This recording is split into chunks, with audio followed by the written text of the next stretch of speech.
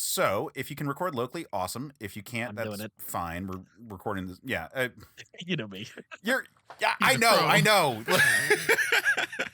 But you have no idea like what we deal with these days. I bet.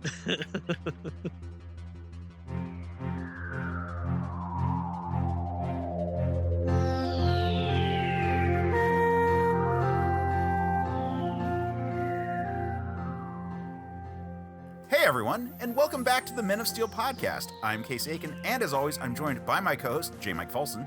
Oh, it's a great day, Case. The start of a brand new era of Superman. Yeah. So happy.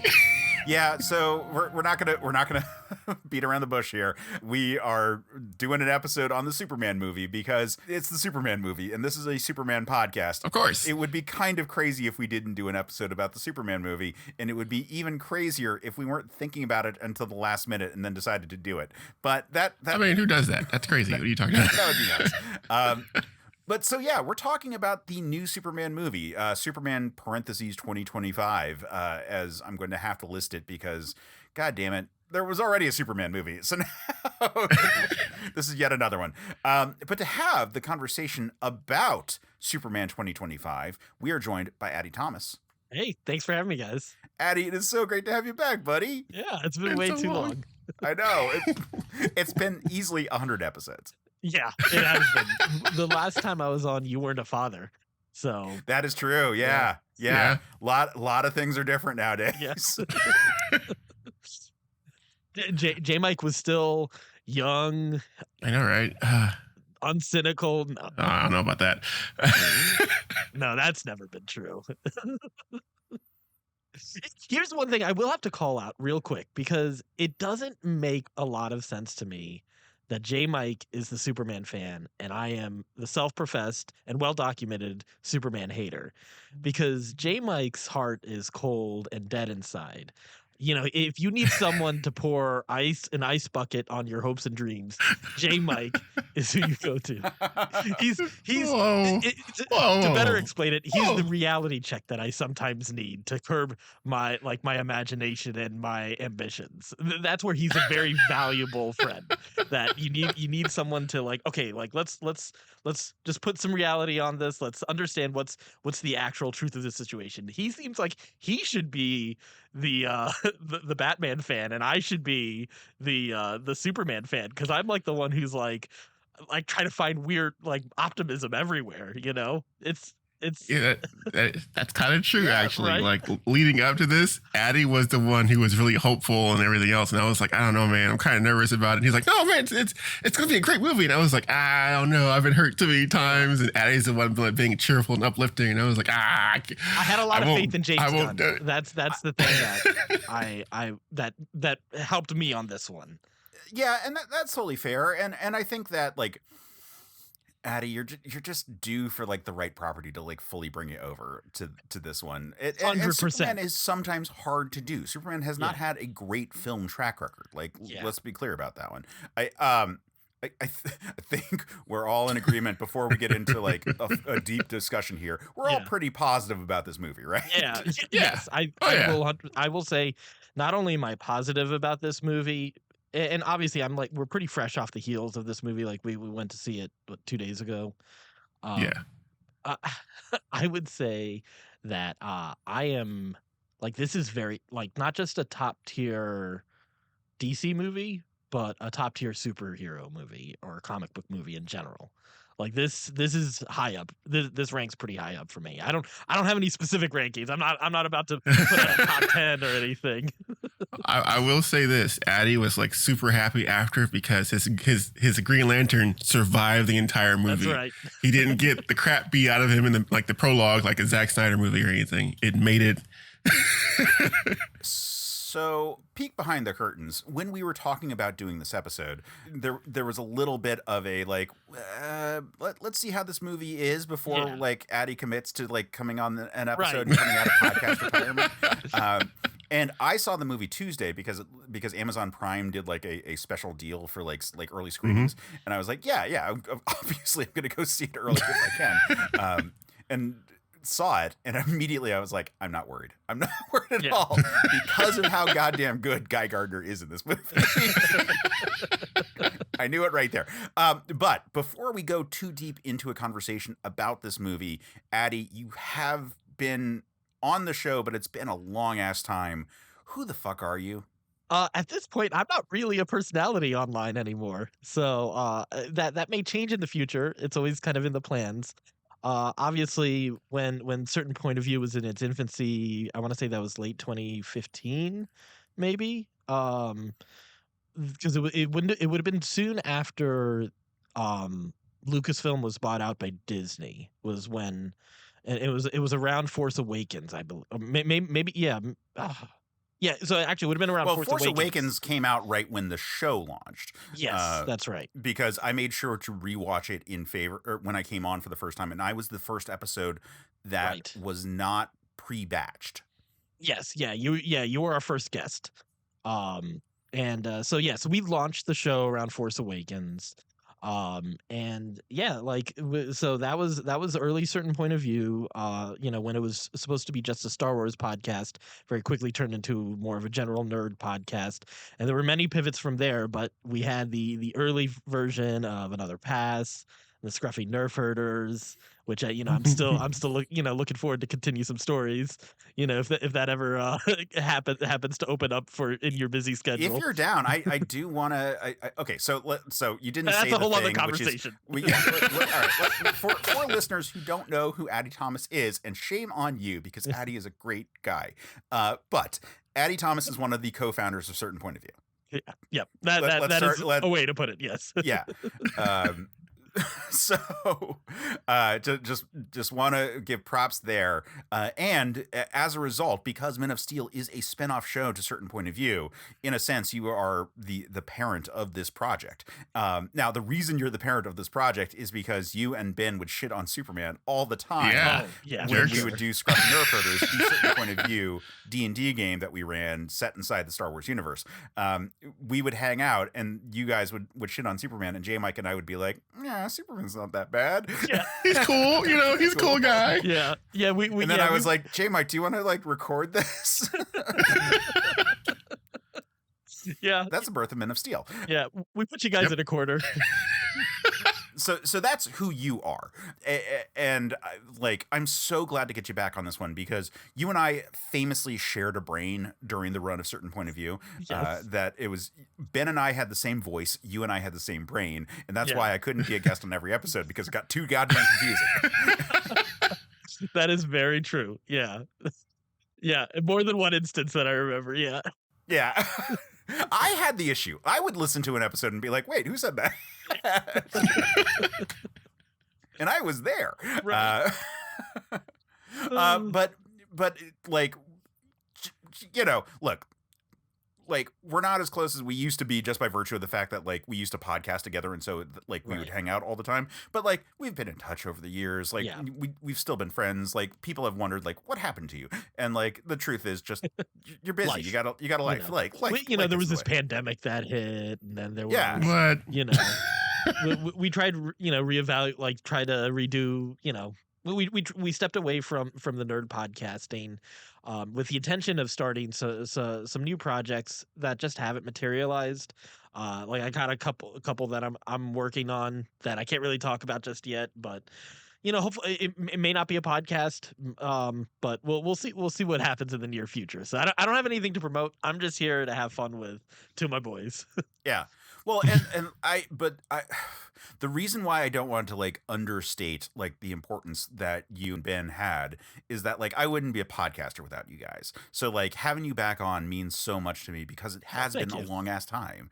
And I've missed you, buddy. But also when I saw this movie, I knew immediately that you were going to fuck with it because Gardner is so goddamn good in this movie. Yes. And so why don't we just start with conversations about things that we really fucking liked. And I really fucking like Guy Gardner. He is amazing. God. Nathan Fillion is so good in this movie. Yeah. Justice Gang. The Justice Gang bit is so good. If I was while I was being optimistic with Jmike, because Jmike and I share a car ride two days a week on the way into work. And And I can tell you how often we talked about this movie. And Jmike was not kidding when he was talking about how apprehensive he was about this movie. And I was definitely putting on a brave face. I did feel good in my core about this movie, especially because I remember hearing an interview with James Gunn several years back, where when he talked about Superman the movie, and he talked about a particular smile that the Christopher Reeve Superman has, like just the fact that he enjoys being Superman was such a big part of it. And that to me alone said, okay, he understands the character. And then James Gunn lands the ship with Guardians of the Galaxy with Volume 3. Like it doesn't feel like he has to outdo himself. He sticks with great character development. He sticks with just like what's right for the character, what challenges the character. Look, I love the Suicide Squad. I loved Peacemaker season 1. I'll say Creature Commandos stretched a little thin for me, but I still enjoyed it. So like I'm certified a Gunn fan without a doubt. And he tapped into everything that while I'm obviously well documented, as we said, a Superman hater.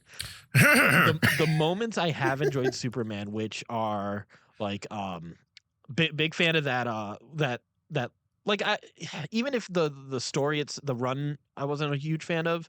I like the vibe of the Action Comics real New 52 reboot, like that Superman with the jeans. I thought it was always a cool vibe to that one. All-Star Superman, amazing. Superman is just part of the Justice League in the Timverse, and Superman the animated series, really good. Maybe not necessarily my favorite, but I will say there's a particular moment like in that run near the end of that run where Superman really unleashes himself on Darkseid when he thinks the Flash is dead. Yes, and the it World felt of Cardboard speech. Yeah, exactly. Like it really feels like that was this Superman. Like I could see this Superman delivering that. So this one like really hit sort of like every little bit of Superman that I've ever enjoyed, and more so. Like it really felt like it got to the heart of when I've enjoyed Superman. It hit every note of what I enjoy about Superman. So I honestly, I don't have any real criticisms of this movie, to be perfectly honest. I do. And we'll get into those. We'll get there, maybe. Yeah, maybe I'll have something by then. Yeah, like I did a first reactions video just because like it's Superman specifically, and like we've started to get enough like attention online that it seemed like I should do it. And it's fairly glowing, but there's the undercurrent of there are some caveats, and I didn't want to go into them because a lot of them are about like the actual nature of the movie. Sure. Should we do like a spoiler warning for this podcast? Should we? Right now we still have stayed spoiler free. Yeah, we have been spoiler free so far, but like I will say it's good. I have seen it twice. This is the Saturday after it opened. I saw it 3 days before it opened, and then I saw it the day it opened. And I was very happy both times. It's good. It's worth going to see. So yes, that is the spoiler-free review with the basic caveat of don't expect it to be the definitive Superman movie. Expect it to be a good Superman movie, and you're in a really good headspace for this movie. And if you want to hear more, we're going to keep on talking, but we're going to go into some spoilers. I will say, before we go into those spoilers, this isn't a movie that I feel is that spoilerable. I think that once the movie started, it was pretty clear how all the scenes from the trailer fit together. Like, yeah, I wasn't surprised by anything aside from maybe like, oh, that's how this piece fits in, but it wasn't like in weird ways. There's no big twist that I was like, oh my God, like that just doesn't happen in this movie. This movie is, I mean, that happened to me at like the very end, at the last scene at the Fortress of Solitude. I audibly gasped when Kara showed up. Okay, well, yeah, all right.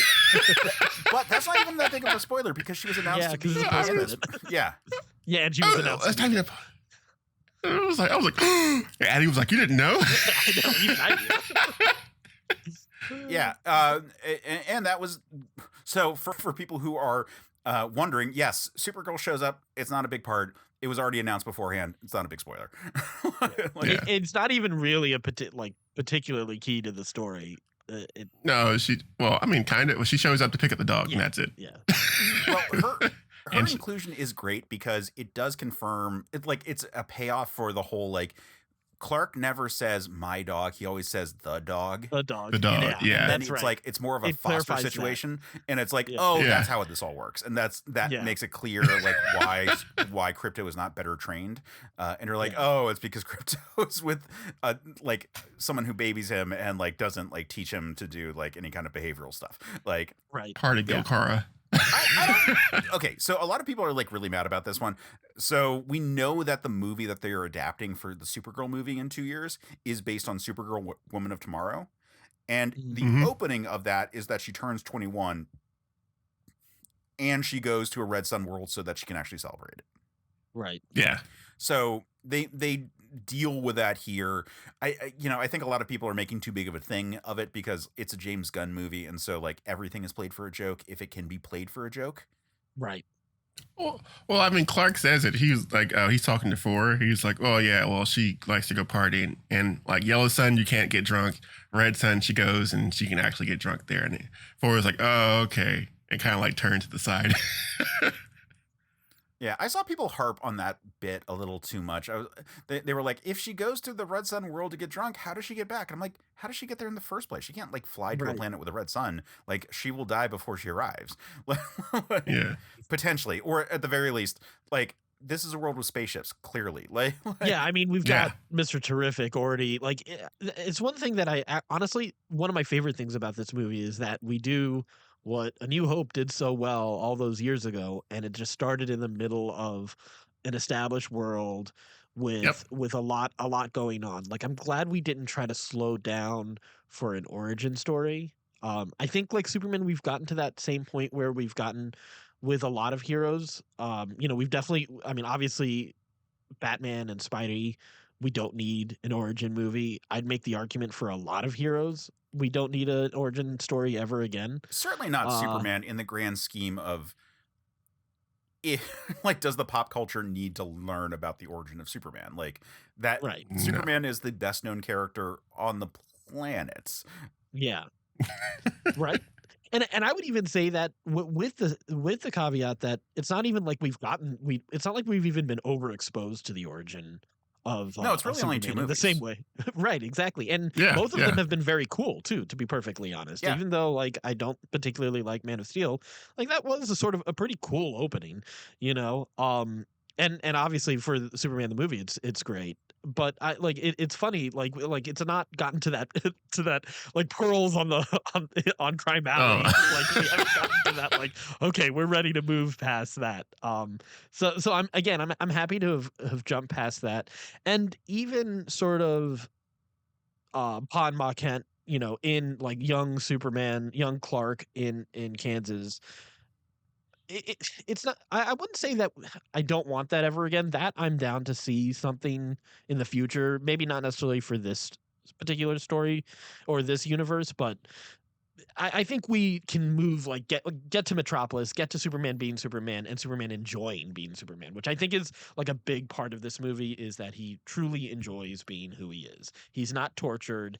He's not like, this is my curse and this is this is my burden to bear. Like, he loves doing this, and even though it is a burden, it is not something that he's like he wants to throw off. You mean that having a supportive father can actually like help you be like a good hero? I don't know, Jmike. I've never had that. Shut up! God dang it! I was gonna say. Why? Why are you like Jmike, this? I was gonna say let like you leave that foot deeply in your mouth right now. No, I was gonna say like not having a dad tell you to F those kids is kind of important. It was too teaching easy. you how to be a hero for me. I did, and I should know better by now, but I didn't. I gave you the alley. You just dunked it right there. You gave me the alley, and I ripped those pearls right off. Is maybe how I would say it. Yeah, well, I mean, so yeah, like this movie obviously has Pa Kent alive, which is like a big variation from like the Chris Reeve movie and Man of Yeah. Steel, where Yeah. like just the decision was like, oh yeah, Pa's dead, but Ma's alive, which is like specific to the movies up until this point. Like, Right. well, Yeah. I mean, Superman and Lois like embrace that as a thing, but like original Superman media, Ma and Pa can't die before he becomes Superman, and all through the comics leading up until the Crisis on Infinite Earths, the Ma Yeah. and Pa's death was the trigger for him to go from Superboy to Superman. Right. And then we get Crisis on Infinite Earths, and I think that the post-crisis Superman is one that very much is in conversation with the Superman of this movie. And the big innovation of that was that Ma and Pa were still alive, and that they could be a supportive figure, and that they could be part of his cast. And that carried over into the animated series and has carried over into specific adaptations of it. But is a newer idea for Superman, and I think it works for like. In a good way, it juvenilizes Superman to have his parents be still alive. But I think that's actually useful for part of his arc to see him as a struggling superhero who has parents to go to. And that used to be taken over by the Superboy timeline for the character. Like his whole learning curve, his Smallville era is him, Yeah. you know, going and trying to figure out how to be a hero. And then Superman he's figured it out. And I think that the John Byrne era Superman, who is the animated series Superman, who is this Superman, having his parents still be alive, is a way for us to relate to the character because he is still learning some of the things. Like he's only been Superman for 3 years in this movie. Like he's established, but he's not like a veteran, you know? Like he just lost his first fight.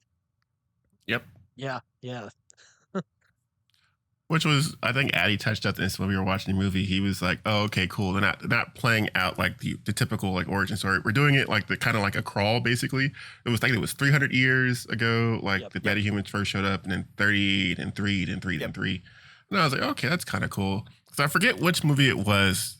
I don't know if it was Superman Returns or something else, where they were like last son of Krypton, last son landed on Earth, and something like that. He just told you flat out, and it kept moving. Definitely All-Star, but probably Returns. I can't remember exactly how that opens, Yeah. but Returns opens with a crawl of some kind. Yeah. Yeah. I don't remember. I just remembered the opening action scene was the plane scene, if I remember right. Well, Yeah, no, that was the Superman opening Returns. of Superman Yeah. Returns No, is him observing the waste of Krypton, and then he comes back to Earth. Oh, is that what it was? Okay. Yeah. Oh, yeah, you're right. I do actually remember that now because it was because he'd been away all that time. Right. 5 years. Yeah. Yeah, man. Crazy. Yeah, that movie has not stuck with me as much as I love Brandon Routh. Brandon Routh, yes, but like the rest of the people involved in that movie, very hard to talk about nowadays. Yeah. Yeah. Yeah. Yeah. We can leave that one. Yeah.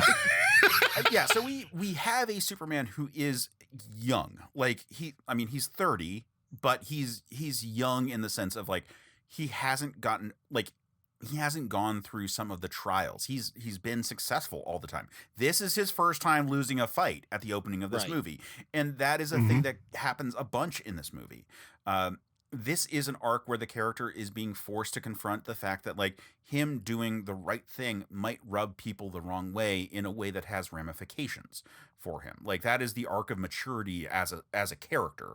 I've often described Superman as like the childish view of heroism. Like it's a very simplistic kind of concept of like make the bad men stop as the character. Like this goes back to the earliest comics. You know, there's the famous like what if Superman actually involved himself in the war and he like takes Stalin and Hitler to like Geneva and like makes them play nice because like the war is bad. Right. And that's true. Like that would be the right thing to do, but it's not nuanced. It's very, like I said, it's a very simplistic, very childish view of things.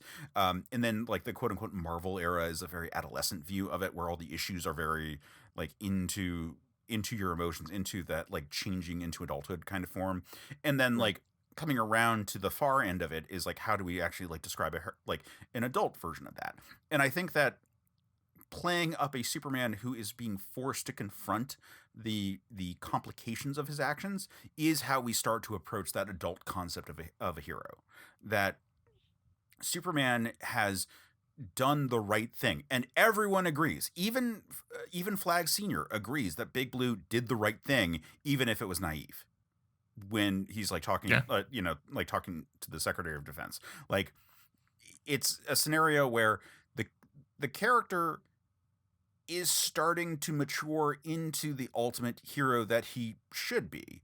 But the movie is letting us watch part of that maturation process. Right. Mm-hmm. Yeah. Which actually makes me think of, and not that we're at a point to really criticize the movie. I would say the biggest thing that was unrealistic about this movie was that the U.S. government wasn't already invading giant boat. So well, but they have a proxy state in the form. That's true. Below. Yeah. But that they were at least hesitant to do it. Yeah. Baravia and Jaunpur, like, man, it's not necessarily 1-to-1 for any sort of political structure that's going on here, but it's pretty close. It's pretty goddamn close. Yeah.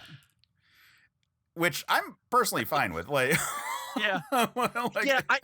I will say this movie, like, obviously, you know, we're dealing, you know, social media being a big part of this movie was a great touch on it.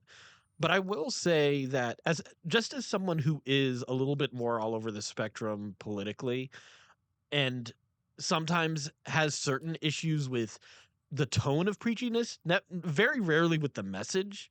I will say this movie didn't feel preachy to me. Like, it didn't feel like what I would consider like the criticism of woke, which I typically don't have a problem with. Like, I'm just gonna say, like, I like the Marvels. So I'm definitely not like, it's hard to pin me in a category, but I will say, like, this wasn't really like that. You know, I liked The Acolyte as well. So, like, again, maybe it's just like I disagree with certain things, but like the immigrant message didn't seem like something that was really a part of this movie. You know, yeah, people have like called it out, and I'm like, wait, this is. It's barely in this movie. Like, yeah, he, like, we've seen him that been addressed in past Superman stories before, you know, but this didn't. Like, I don't really feel they even called that out in this movie. No, I mean, like, the worst they do is they like discuss him having less rights than a citizen because he's an alien when he like turns himself in. Right. But, like, I would say that the biggest like message element of this movie and the most heavy-handed part of this movie is the Baravia Jaunpur like war that's going on. The geopolitical part of it, as opposed to and the social media aspect, which I think was more of like just a thing about just general health as opposed to anything political. I mean, that one felt more of a direct vent about James Gunn, who was fired from Marvel because of internet trolls and like trying to represent them as cybernetic monkeys. Yes. Yeah, absolutely. It was 100%. I think it's like the worst part about the ending is that those monkeys are now free out in the real world to do whatever they want. Yeah, but they didn't have the mind control devices on them though, so that's the key part of it. And maybe it could spin off into what I'm hoping we get. And that's we're not. Movie. I want Gorilla. Well, I would definitely be down for that. But Gorilla City is what I'm hoping. Gorilla City. We eventually get. I was like, no. I want Gorilla Grodd. I want Ultra Humanite. And I want a resistance that fights against them. It's like this is basically Transformers. Planet of the Apes, but like yeah, basically, yeah. But superheroes too. I'm down for that. You get Gorilla Grodd, you get Ultra Humanite, you get Monsieur Mala, and you get Titania the Super Ape, and you're set. Right? Yeah. There's a lot of fun territory to run with that. Man. But anyway, back to this movie. Yeah, back to this movie. All right. Why don't I rip the Band-Aid off of my complaints? Because like I was very positive in my like here's why you should go see this movie. I give this movie an A-, maybe a B+, but like I'm settling on an A- because I liked it enough that I went and saw it twice, and I was like really happy both times, and I was smiling and good energy. I think that calling this movie Superman is a mistake. I think that's like, I think that is the biggest sin of this movie, that it is called just Superman and not Superman : something or Superman something, because I can see that. they by calling this movie Superman, there is a push to make this the definitive Superman movie, and this movie feels like a sequel. I like the movie a lot. It feels like a really good sequel. It feels like Spider-Man 2, like where we've got established characters and we can now actually like dwell in like the ramifications of the world that they live in and all this stuff. But it doesn't feel like the definitive Superman movie because it is missing the beats that you would insert if you were trying to tell the Superman story. This is a Superman story. This is picking up with the assumption that like you already know the origin, you already know all this stuff, like, which is fine. Like we do, like again, we don't need it, but it, like, in terms of the gravitas of the movie, it's removed, but just by virtue of the fact that it's not that kind of story. Sure.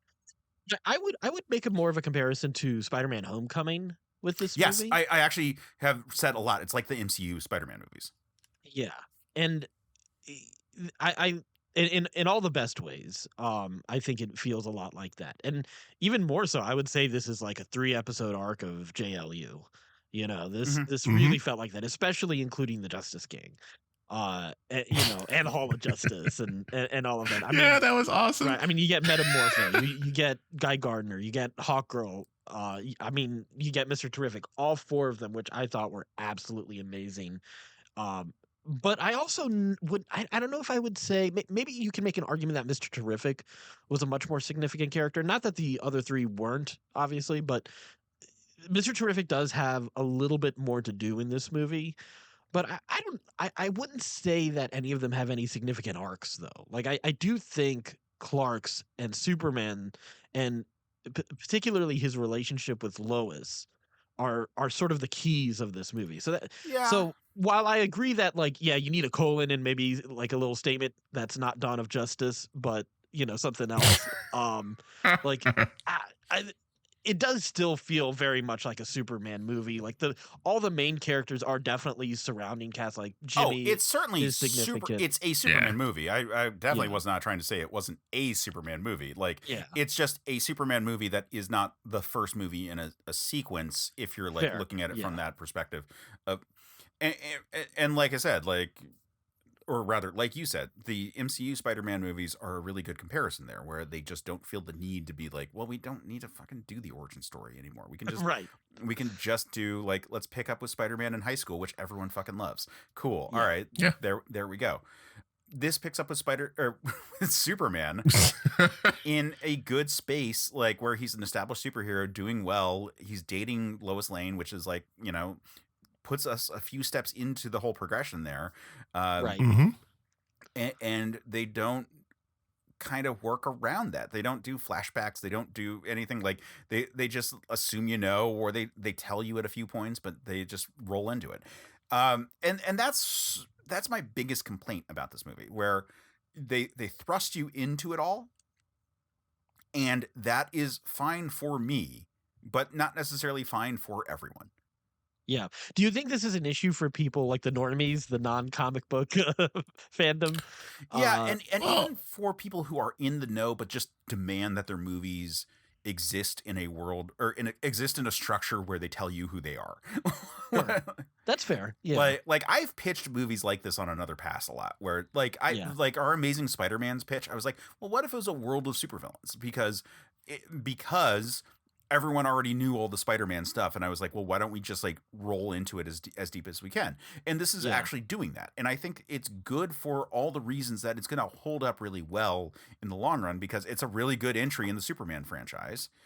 Yeah, but it's still never going to be that definitive Superman movie by virtue of the fact that it's not doing like Act 1 of the Superman stuff. It's in the perpetual second act.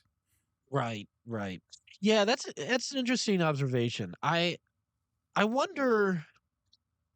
I think the thing that excites me about this approach is that we cut. Not, it's.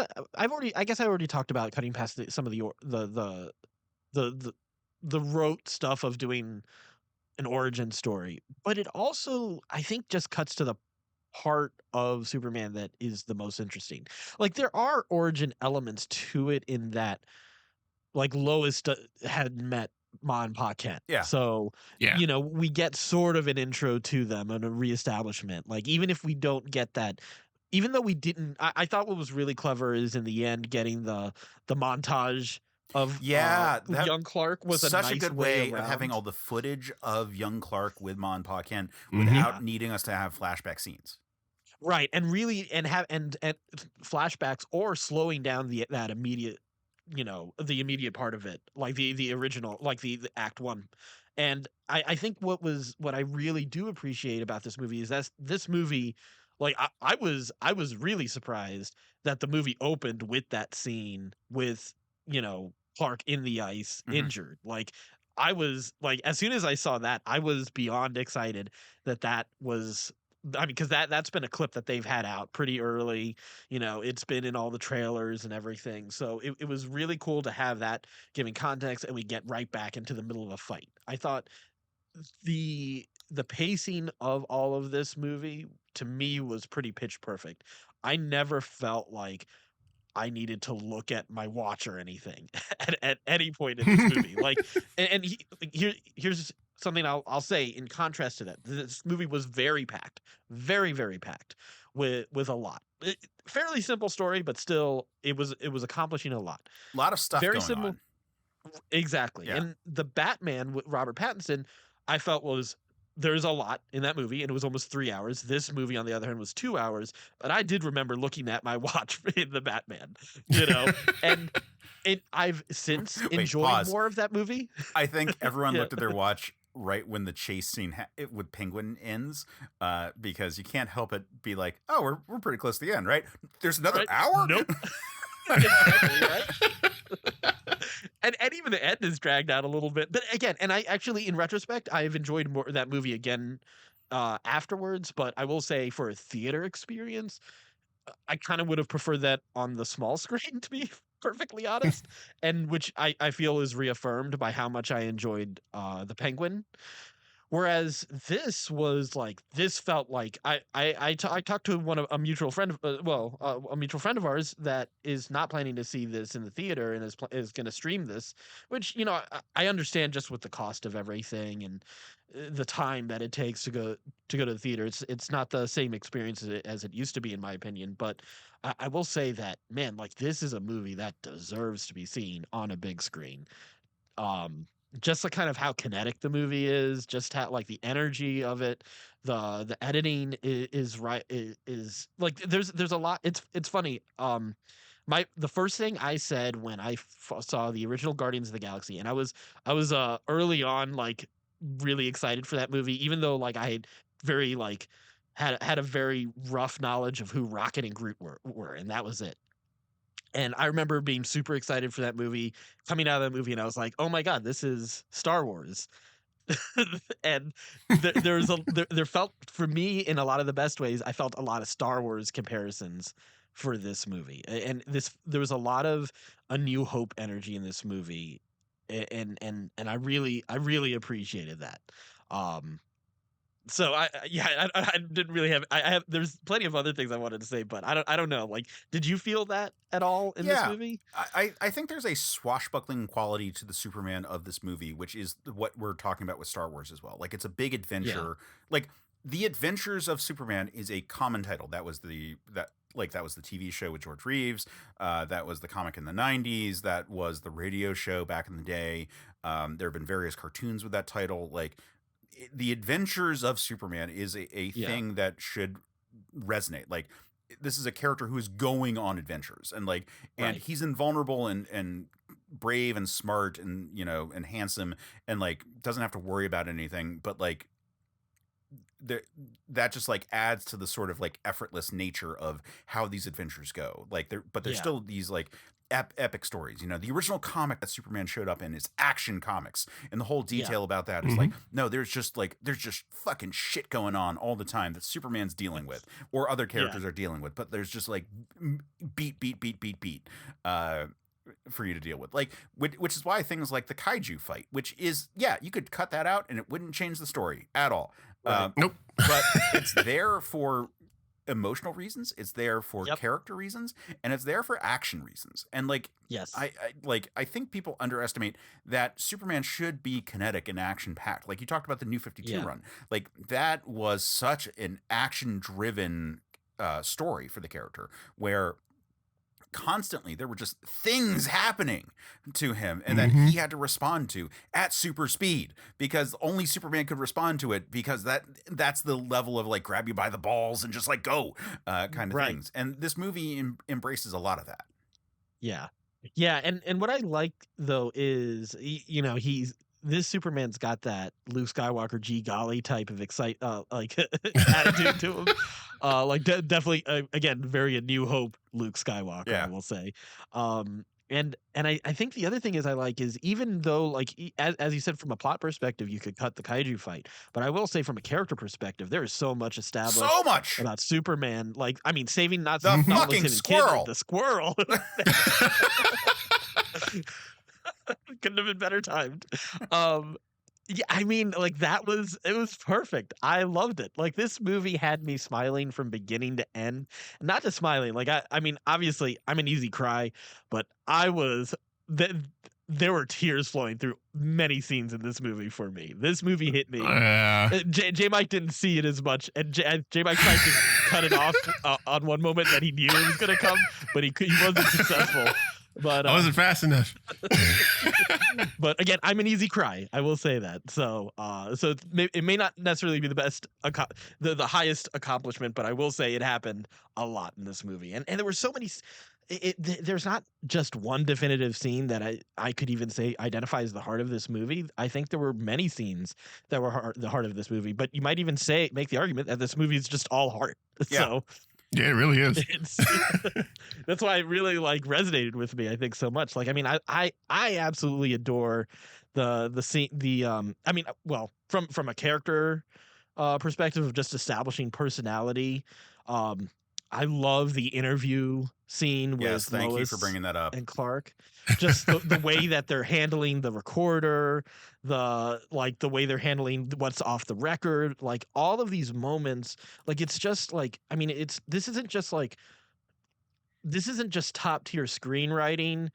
It's top tier acting. It's like using every moment. It's using every little bit of real estate to establish who these characters are, what their personalities are, what their motivations are. Like, that, it just I didn't feel like there was a wasted beat in most of this movie, and in particular that scene. And I absolutely like, that was fantastic. I'll mention some other scenes, but yeah, it seems like go ahead. Well, I just want to praise that interview scene, because it was in the trailer for a reason. Like, it is such a good character beat for them, and what they omitted. Like, so for one thing, immediately I clocked that it's different shots that they use in the trailer versus what's actually in the movie. Like, they use a wide, or like a 2-shot with both of them in the actual movie, but in the trailer they do individual coverage. And it's just like really fun, like watching these two actors like really play this up. Like, it gives Corn Sweat a chance to like distinguish between his Clark and his Superman personas there. It gives Rachel Brosnahan, who we have not talked enough about yet already on this podcast, because she's so fucking good as Lois Lane. She's a great Lois Lane. Now, my wife didn't like her as Lois Lane, which I was surprised, because she's like a huge fan of Marvelous Miss Maisel. But just wasn't there. So I will note that maybe it doesn't resonate for everyone, but I thought she was fucking great. And I thought the interview scene, like, where she's like, "You're not going to like me if I do this." Because Lois knows who she is. Lois is has internalized, like, what's going on with Lois Lane at this point. Yeah, because like, even like we all know like Lois is like a hard hitting, like Pulitzer Prize winning reporter, as she said. in another movie. She had to remind us. Yeah, she had to remind us that. But Clark doesn't do that. So it was kind of funny seeing like them go back and forth, because Clark isn't used to answering or being part of those heavy-hitting like questions. Media savvy. Because Clark, I can do this. But like, I always go back for when Clark's doing his big pieces. I always go back to that Superman, the original series, or the animated series, The Death of Mr. Wayne, the noir episode, where the police officer kills him. And Clark has to go off the rest of the... Or the late Mr. Kent, I think is the episode title. Yeah. The late Mr. Kent, yeah. And so, like, that's his kind of, like, journalism thing. He's going behind, he's interviewing people, doing all this other stuff. But Lois is, like, up in your face, like, bam, bam, bam, question. And Clark really thinks he can handle that. You know, and I was like, oh, this is going to be hilarious, because he's going to get handled. And he's like, oh, you can't use that. She's like, you didn't say off the record. No, you can't use that. No, Clark, I'm definitely using it. No. Well, and I was like, oh, this is awesome. I love this. Just that back and forth where like Lois is asking real questions. Like, oh, you stuck a man against a cactus, because that's classic Superman beating up like the oppressor kind of stuff. Like that fits so well into like Golden Age Superman kind of material. But like, yeah, like he doesn't know like what hurts a human. Oh, the thorns were only this big. They were small. Like there's plenty of things there where you could see Superman is like going too far, and she calls him out on that, and she calls him out on the things that he didn't think through, which are, you know, again getting back to this whole childish versus like adult perspective on heroism. It doesn't mean that it's invalidated. Like the fact that Superman didn't think it through doesn't change the fact that he did the right thing. Yeah. But it's nice to like set up that like contrast between these two characters, to call out the journalistic ethics issue of like interviewing yourself. It's like, oh, you time the imaginary interviews you do with yourself. Oh yeah, Mr. Clark, Superman wouldn't do that. How do you know that? Because he talked to him. He talked to Superman right after he finished doing this. Yeah, he was right there. Like Jimmy and Lois look at him like, cool. Also, I swear to God, I believe that Jimmy and Perry know who Clark is in this movie. I'm pretty sure. Well, they acknowledge as much. Well, they acknowledge that they're hooking up. Like, yeah, that's right. Yeah, they for sure acknowledge that Superman and Lois are hooking up. Superman and Lois are, but they didn't. Yeah, that's right. But like for how long? About 3 months. 3 months, like is like, oh, Jimmy knows. Like Jimmy knows for sure. Yeah.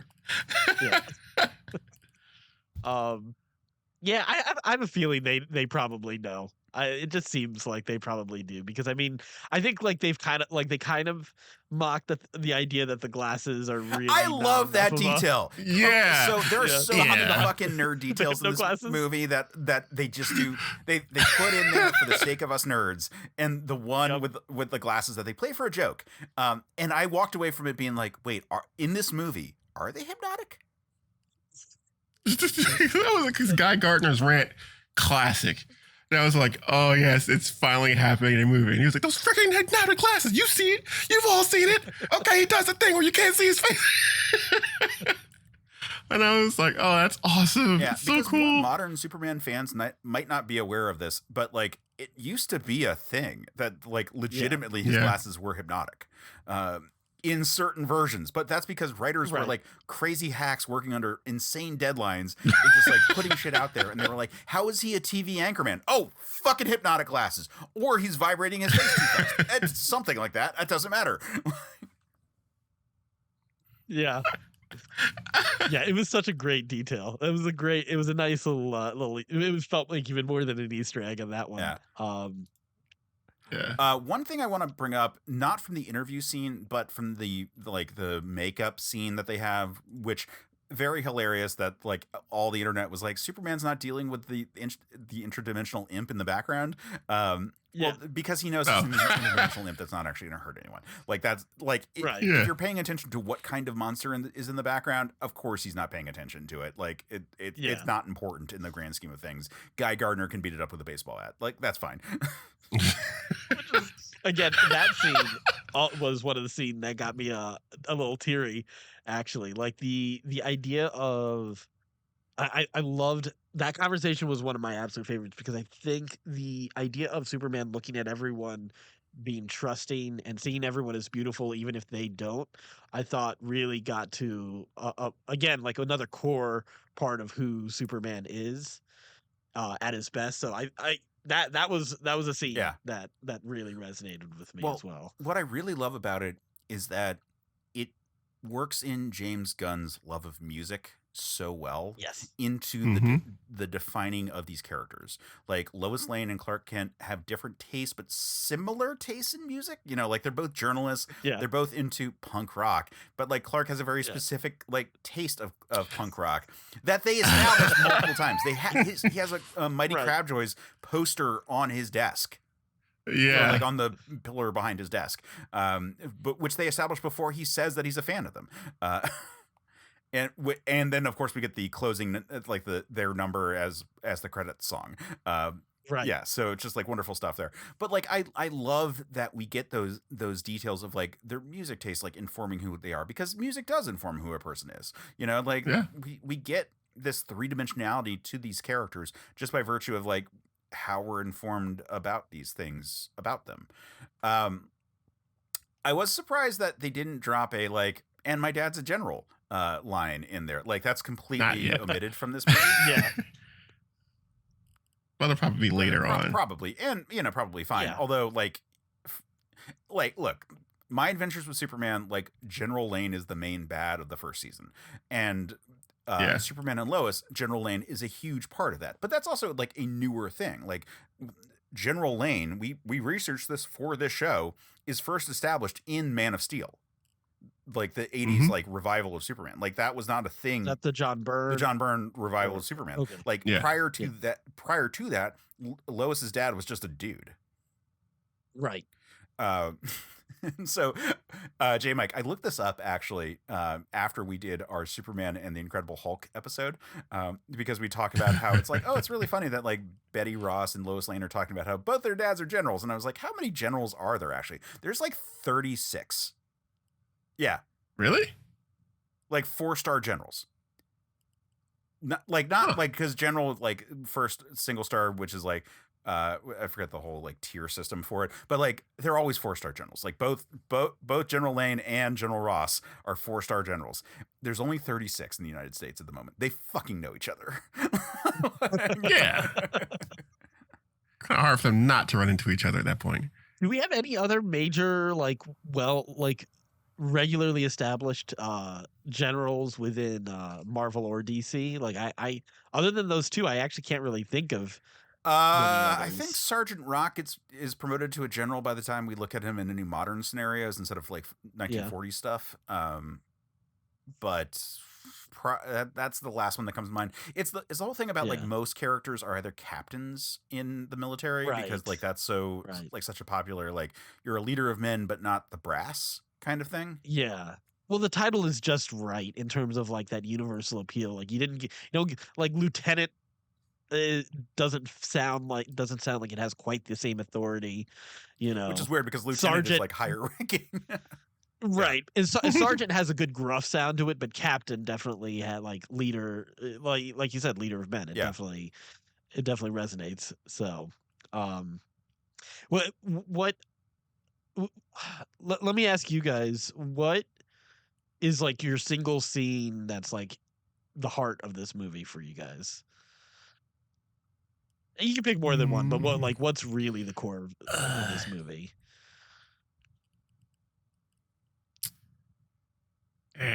So many. I didn't even give you mine. I think honestly that talk while the imp is fighting in the background, where Superman says that he's going to turn himself in because he has to find the dog, who's not even a good dog.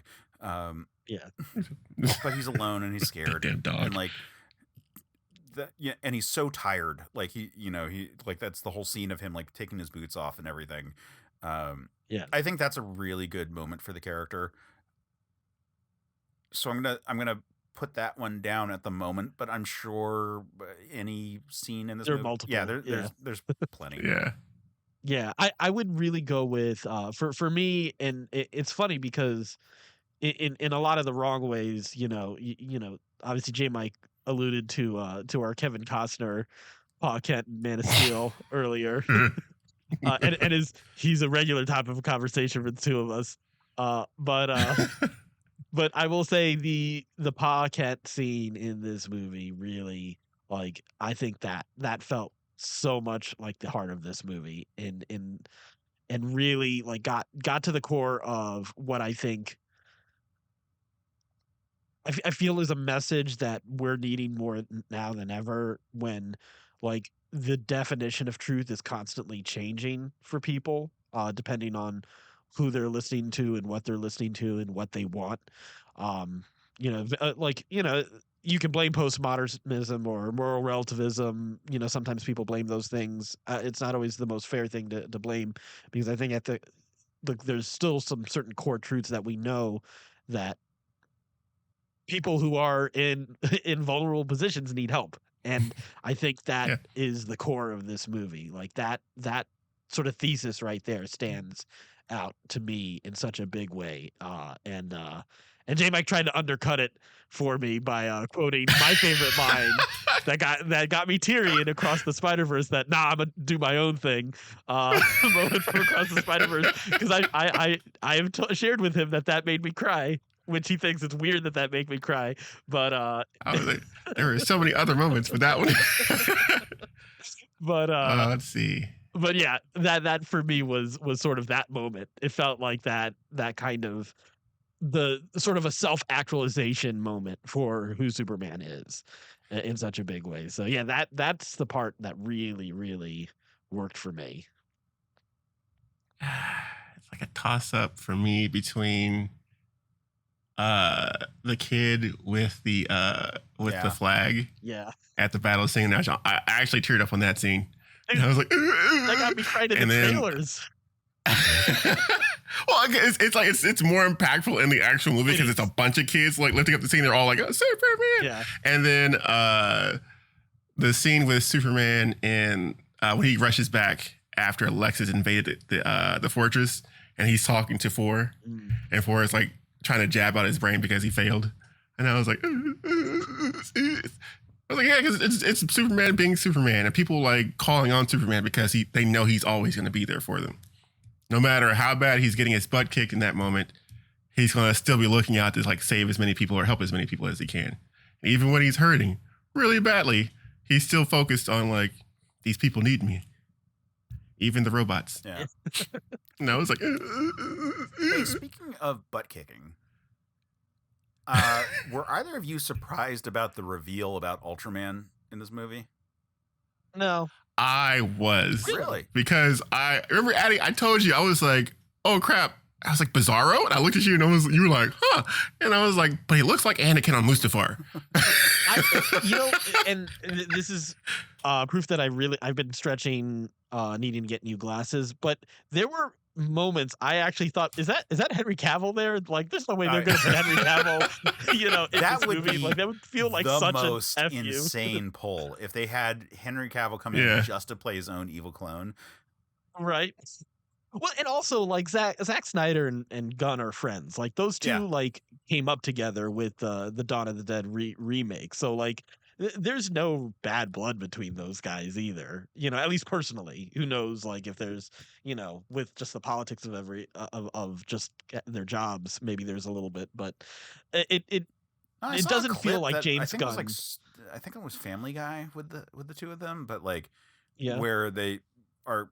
Yeah, I mean, like they've done shit more recently. Like I don't think that they have like particularly. I think there was some. I think I remember seeing like something on social media where the two of them were hanging out not too long ago, actually. So, whatever the case is, it's just one of those things. Like there's a lot that we as fans throw fire on and make a bigger deal than it actually is. And it's just like that grifter economy that exists, the clickbait grifter economy that exists. Oh, the cyberpunk economy. Right, exactly. that claims every other week that Kathleen Kennedy's gonna get fired. So, yeah, man. It was. Yeah, I didn't feel too surprised by that. To be perfectly honest, I thought it was an okay reveal. It didn't blow me away necessarily, but I can't say this. Man, it's funny because like obviously I'm very high up on this movie right now.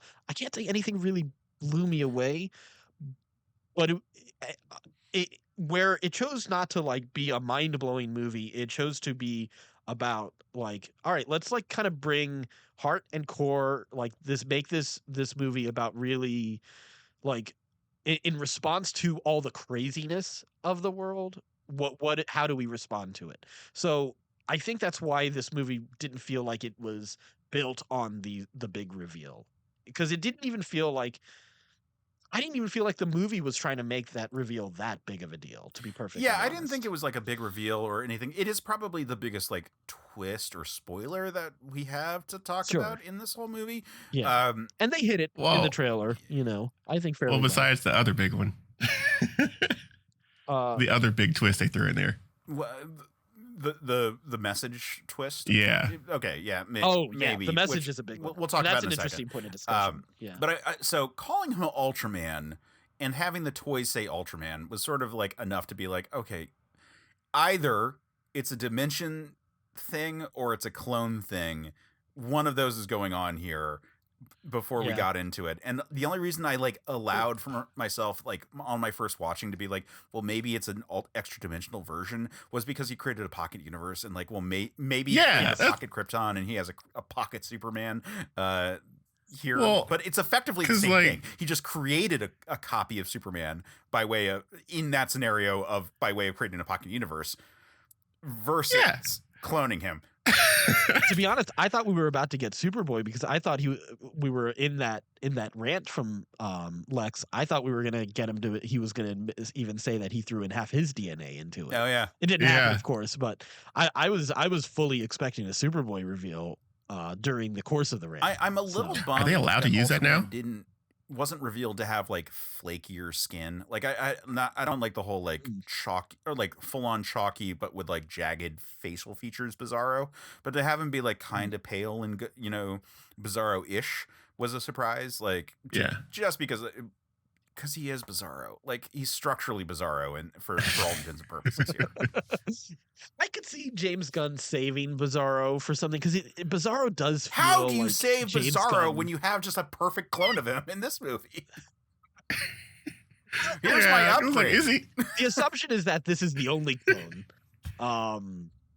I'm sure like we could have multiple clones. Like maybe we'll even get that Rise of Skywalker vat of failed Snokes. And we'll see like failed Superman clones in some scene in the future. So sorry for quoting Rise of Skywalker. I don't, that's not the. I don't want to bring that energy here. It is kind of the thing that like killed certain point of view. I was like, well, because like I was giving credence to like, okay, it could be Ultraman because like you said, they do have the pocket universes, and they do have all this tech like out there. And I was like, okay, cool. Not just all this tech, they have the weird fucking alien in the pocket universe, which made me be like, is that an inhabitant of the pocket universe? Is there Mr. Handsome? Yeah, Mr. Handsome, yeah. And I was like, it's not out of the realm of possibility. It could have happened. So like I was like, okay, we might actually get Ultraman coming over here. And I was like, oh, it's just Bizarro Superman. Cool. Is Ultraman supposed to be key, like a part of the Authority in any way, or is that? No, it's the Justice Lords. No, it's the Crime Syndicate. It is the Earth 3 or the Antimatter Universe, depending on which version. If we're just going on a Grant Morrison kick, it's the Antimatter Universe version of Superman. Or really, actually, the Antimatter Universe version of Lois Lane. More accurately, because the Wonder Woman of that universe is the Antimatter Universe version of Superman. That I have no familiarity with. I remember, of course, the Justice Lords in JLA. But yeah, it's. I think there's still like, I don't know. I just get the feeling that Bizarro is something that Gunn would have fun with. Especially Bizarro in all of his weirdness. Yeah, and again, I'm not saying that I needed him to be full on Bizarro. He's close enough already. I was just surprised that he wasn't like kind of pale. Yeah, that would have been a nice taste, like a nice little addition to it. Yeah, the long hair I actually felt was a little distracting, but it did also feel like, all right, this is something we need for quickly being able to identify. The two of them, So it was an interesting choice. I mean that I will say that, and this I will say it was a bit of a critique for this scene was that as energetic as this movie is, that scene got a little not over the top. because we've seen over the top before. Uh, but it did get a little confusing tracking a little bit of the action. It helped once Crypto came in, and I think that kind of solved it. But like while the two of them are going at it, it did get a little. It was a lot, I think. Mm-hmm. Yeah, it was that jumping back and forth between Lex and the fight. Yeah, where he's like yelling out like Tekken commands. 1A. Yeah. 1A. Yeah, which is I was actually a big fan That of that. speech I think is really actually really good there. Like, Yeah. Let's talk about Nicholas Hoult for a moment there. Like, Yeah. like, fucking great. I loved it. I loved it. Yeah. It's like classic Lex. I was laughing because I was like, they really took like the OG Lex from the original Superman movie because he's doing the big land grab thing. He just wants to land. He doesn't just want land, but it is part of his plan. Like, what I really love about this Lex is that his plans are actually really multifaceted. That there is no one simple thing that he's doing. Like, and so him getting like, what was it, Lutheria that he called it at the Yeah. That was just like a perk in him killing Superman, which was like his like ultimate plan, because he's such a douchebag. Yeah, I'm a big. I really like this take on it. I will say the take that I've always thought it. I'm sure I've said this on certain point of view in the past, but I always thought like the avenue into Superman was to get Lex right. Like to do a movie from his perspective where you wanted to like Lex. Especially because he wants to be really a champion of humanity. Obviously, he's still greedy, he's still arrogant, but there's still that sort of core of him where he wants to he really believes in human innovation. You know, it's kind of like the way and they did do this, but not necessarily in a way that you liked him, which I think is fine. But like they in the way that a lot of people worship certain billionaires, like sort of that cult of personality, like. I have a hard time seeing that version of this Lex showing up. I kind of hope there's room for that in the future, because I'd love to see more of this Nicholas Hoult Lex Luthor. But they really got the manic, they really got the arrogant, the vulnerability because of that greed down so well. Just like that like as arrogant as he is, there's that and as narcissistic as he is, that inferiority complex he has when he sees someone as good and as trusting as Superman. I think was really a great take on the character. Yeah, I think my only regret with this Lex Luthor is that he doesn't have the voice of Clancy Brown. Yeah. That's such a thing that I love, that the Clancy Brown voice. Like, to me, that's in the same way that Mark Hamill is the definitive Joker for me. Clancy Brown is the definitive Lex for me as well. But I mean, aside from that, he's doing a very good job of being a really good Lex Luthor. He looks the part so goddamn well with the shaved head and like his blue eyes. Like he just chef's kiss on all the shots for him, and the whole like speech that he gives about envy and how Superman invalidates human achievements and so forth. Wonderful stuff. Like, does a great job establishing like the character and all that. So good. It was so good. It was so good. Yeah. The invalidating human achievement parts is the part that I thought was the most interesting part of it. The part that felt like a little bit more of a development of the idea of who Lex is, and I'm a big fan of that addition to it. So why don't we move on to some of the other characters in this movie? Before we get into ones we like, I'm just going to vent a little bit about the Daily Planet staff. I love the casting of the Daily Planet staff. I think Beck Bennett is amazing as Steve Lombard.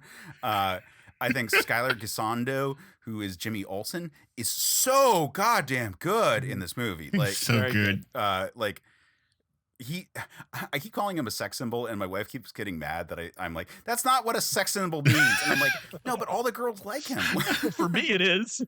Right. Yeah. I mean, yeah, it's funny because he is. It was a nice little bit to that to make Jimmy that character. Yeah. Wendell Pierce is Perry White. Like, he's just getting like wonderful superhero roles because he was also in Thunderbolts.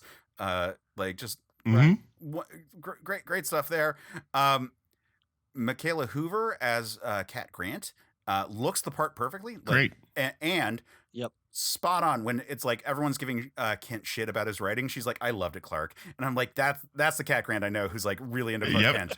Like, she's not into Superman. She's into Clark Kent. And that's such a good detail for the character. What the fuck are they doing in Act 3? Like they're like they're there. Like Jimmy makes sense. Lois makes sense. Everyone like Perry kind of, but like when it's just like, yeah, let's get Lombard and let's get Cat Grant and let's get Ron Troop like to be in the ship with us, and it's Yeah. I 100% agree with you. It felt weird that he even I called mean, them in. With my wife with whispered to me, "Wait, who's the black guy?" When they all got off the ship, because she noticed that he was like He disappeared. Yeah. Yeah. Like I just took it as like they were kind of used to this stuff at this point, and they were just going through the motions. Because for them, like Metropolis, something happens in Metropolis like every freaking hour almost in like the comics and things. I mean, that's fine. Like as it like, look, you can justify it. Like it's fine. The whole idea that they didn't get out of the office in time, and like Lois had the only escape route was the I forget what it's called, the terrific ship. I don't know. Yeah, the T ship or whatever it is, like the flying saucer. Like it all makes sense that they're there, but like they're not doing anything in Act 3. Yeah. I hope that this is more about. I wouldn't be surprised if those are characters that will pop up in other stories in the universe. I could see like some of these characters making appearances elsewhere. I mean, especially for a major news organization, like there you have plenty of justification for these characters to pop up in other stories. So I'm hoping that it just means that there's thought to the bigger universe there than necessarily their value in this one movie. But yeah, I had the exact same thought when he's calling, like, okay, like you really need Steve Lombard. You really need your sports guy. They need Ron Troop. Who I love Ron Troop, but he is not a character in this movie. It's just like all of a sudden he's not. Like let's he add gets him. called out like right then and there. Yeah. Yeah. It really. I wonder. It made me wonder if whether or not there was like a scene that got cut where he was part of, maybe like not necessarily a bigger part, but like at least had a line or something before in an earlier version of the movie, or if he has some value in the future that like maybe they'll use him in, like, I don't know. I mean, like obviously we already know Peacemaker in Peacemaker season 2 we're getting Guy Gardner and Hawkgirl, but I don't know, maybe we get some reporters in Peacemaker, which or would be in great. some Like of these other stories. Again, happy to have them, but they're just not doing anything. Mm-hmm. Right. Yeah. Yeah. I could see it being, yeah. I just wonder if like maybe we'll get that like Drax and sort of Mantis type of use for those characters outside of this, you know. I could see that being them getting a little bit more value in that same way. Yeah, tons of potential. Again, great casting. I think they all look the parts like perfectly and are doing a great job. Like Beck Bennett gets some really good moments as Steve Lombard. Like he does. And Steve Lombard is a character that not that many people know, but is a wonderful recurring character in the Superman mythos, you know? Yeah. Well, like he's been more active in My Adventures of Superman. And I think that's got a lot of people are going to recently, obviously. Yeah. So people might know him more from there, or the newer fans might. Yeah, it's just always the Daily Planet staff kind of gets like, you know, subsumed by like the bigger Superman stuff, like Superman Adventures. Right. Like he's not Clark Kent that much in this movie, you know. Like it would be very easy for us to like not have Daily Planet scenes at all in the movie that we got if they were just like trimming down time. It's just, it's important to have those characters because like his larger supporting cast is like part of why we care about Superman, like that he has this world to like exist in, which is great. Let's move on, because like I just needed to vent that they just didn't do anything in Act 3, specifically Act 3. Why don't we talk about the message? Because that's a pretty big piece of this movie. Yeah. I was shocked that it didn't have like a third part to it kind of thing, like the Simpsons with like the like to serve man cookbook and blowing it off to serve man dinner. Right. Yeah, exactly. That surprised me that we didn't get it. I'm not mad that it is the way it is. Do you think we still could, or do you think it's like definitively like? I think that's not the real version. I'm 90% sure that's not the real version. Disappointed if they rolled it back in a different movie. Yeah, just because like we got the payoff for how important Ma and Pa Kents are to him, essentially. Yeah, it feels like they won't, but yeah, I know, Jmike, I do feel like there's still that room for them to still make the, the House of L a little bit more, nicer people. My head canon was that she got something more important than that off the machine, and then Lex just decided to use the message to dick over Clark. Just because he's more important. He's more like, I want to like deface him in front of everybody and make everyone think he's the bad guy. So he's no longer like a giant hero anymore. Right. But I think he got something more important for that that's going to play off later on. So here's one thing, and it's definitely not a plot hole, but shouldn't Kara know, like, shouldn't she be aware of what the message says? On how much we know about Kara. Like we actually don't know that much about this version of Kara, and so it could be a younger Kara that like left Krypton. And even a version where she's a teenager, like she might not know the whole story. Right. The other thing, and what I was about to say about the message is that it's possible that the translation is bad. Like there are specific words that they say that I'm like, I don't know if that necessarily has a 1-to-1 translation in Kryptonian society. Like, take as many wives as you can is like one where, well, like a translation thing I could see. A full-on this was faked thing after a whole like bit about Mr. Terrific being like, no, those are definitely real, would feel like them just like reversing the stance of this movie. Yeah.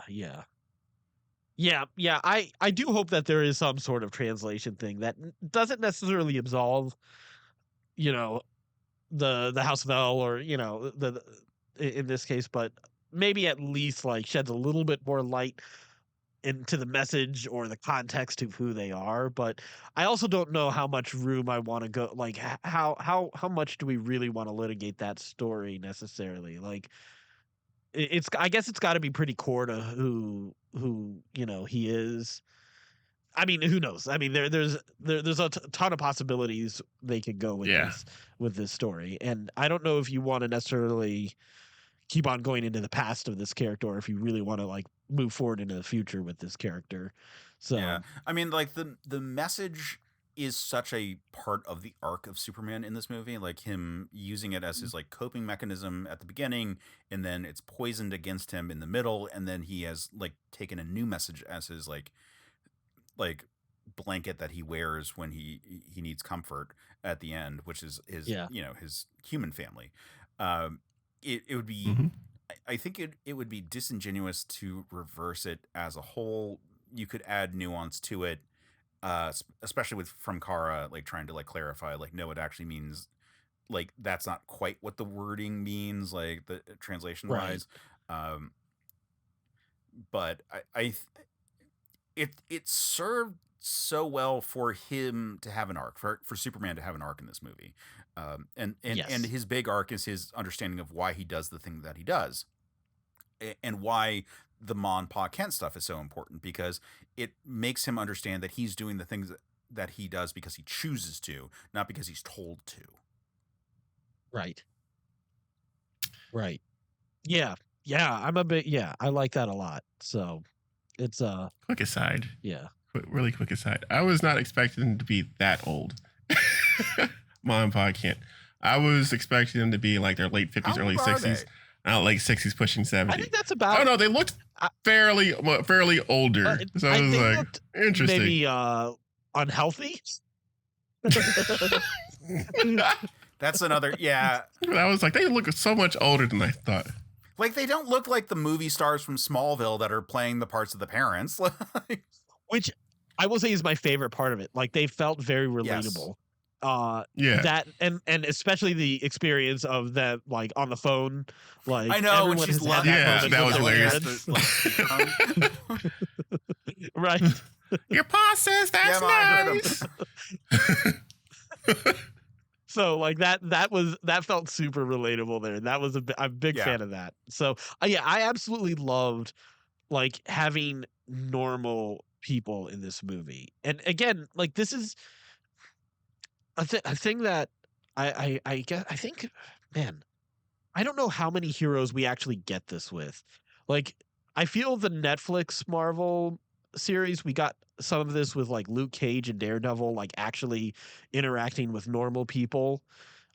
We definitely got it. Like, we've gotten it with Spidey plenty, especially I think it more so with Tom Holland than any of the others, because we got Tom Holland hanging out in a bodega, you know, in the new ones, and then having like, you know, like this Superman, like actually, like, you know, interacting with like a person with a food cart, and you have like, like the way the kids gravitate towards him once the fight with the kaiju is done, like all of those little pieces, like to me is so core to like a good superhero movie. Like I feel like maybe I'm misremembering, but I feel like stuff like that's in The Incredibles as well. It's that like that is such a part that I think is undervalued in a lot of superhero movies.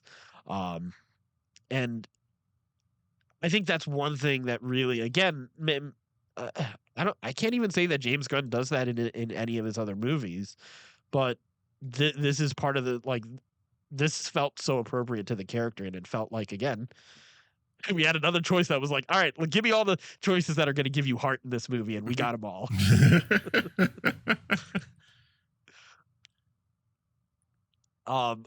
Here's one critique I'll give. It's such a minor critique. It's not even really a critique for this movie, but I need Alan Tudyk to have another voice for 4, because I kept on hearing K2SO.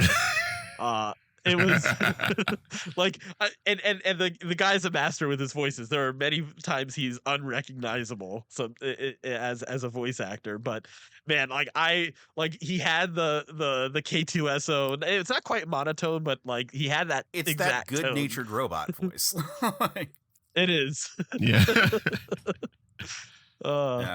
And we got some, and maybe it's also because we just freshly got some more K2SO recently too. That was just on top of mind awareness, but yeah. That's really the only other thing I can nitpick on this movie. Let's talk a moment about the choice to have the engineer as a villain in this movie.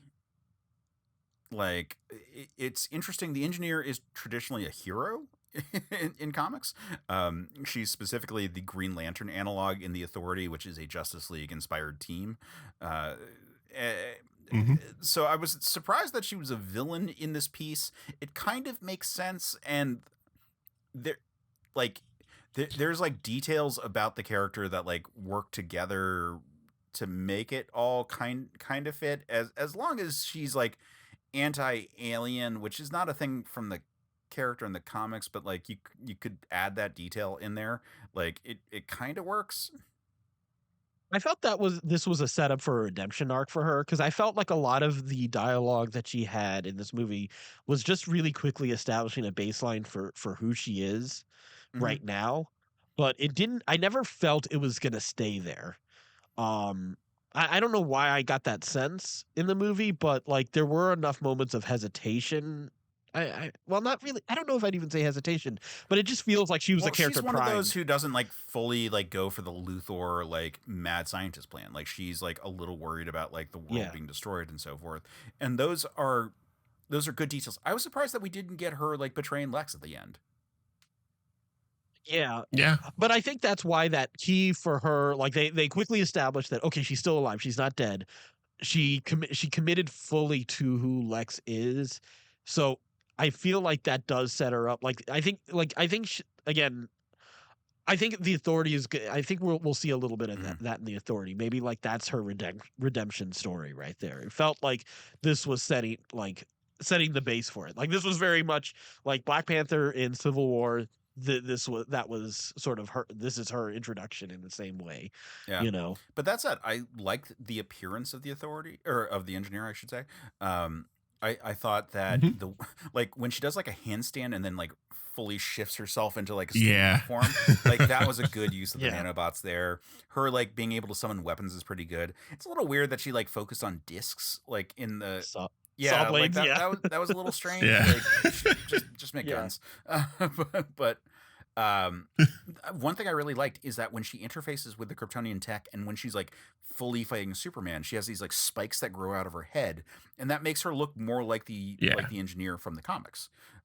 Because you know her base form doesn't quite yeah, like the engineer is like fully covered in nanotech in the comics. Like there's no human face to it and has like random like articles of machinery on her body, but is mostly just like a gray goo girl in the comics.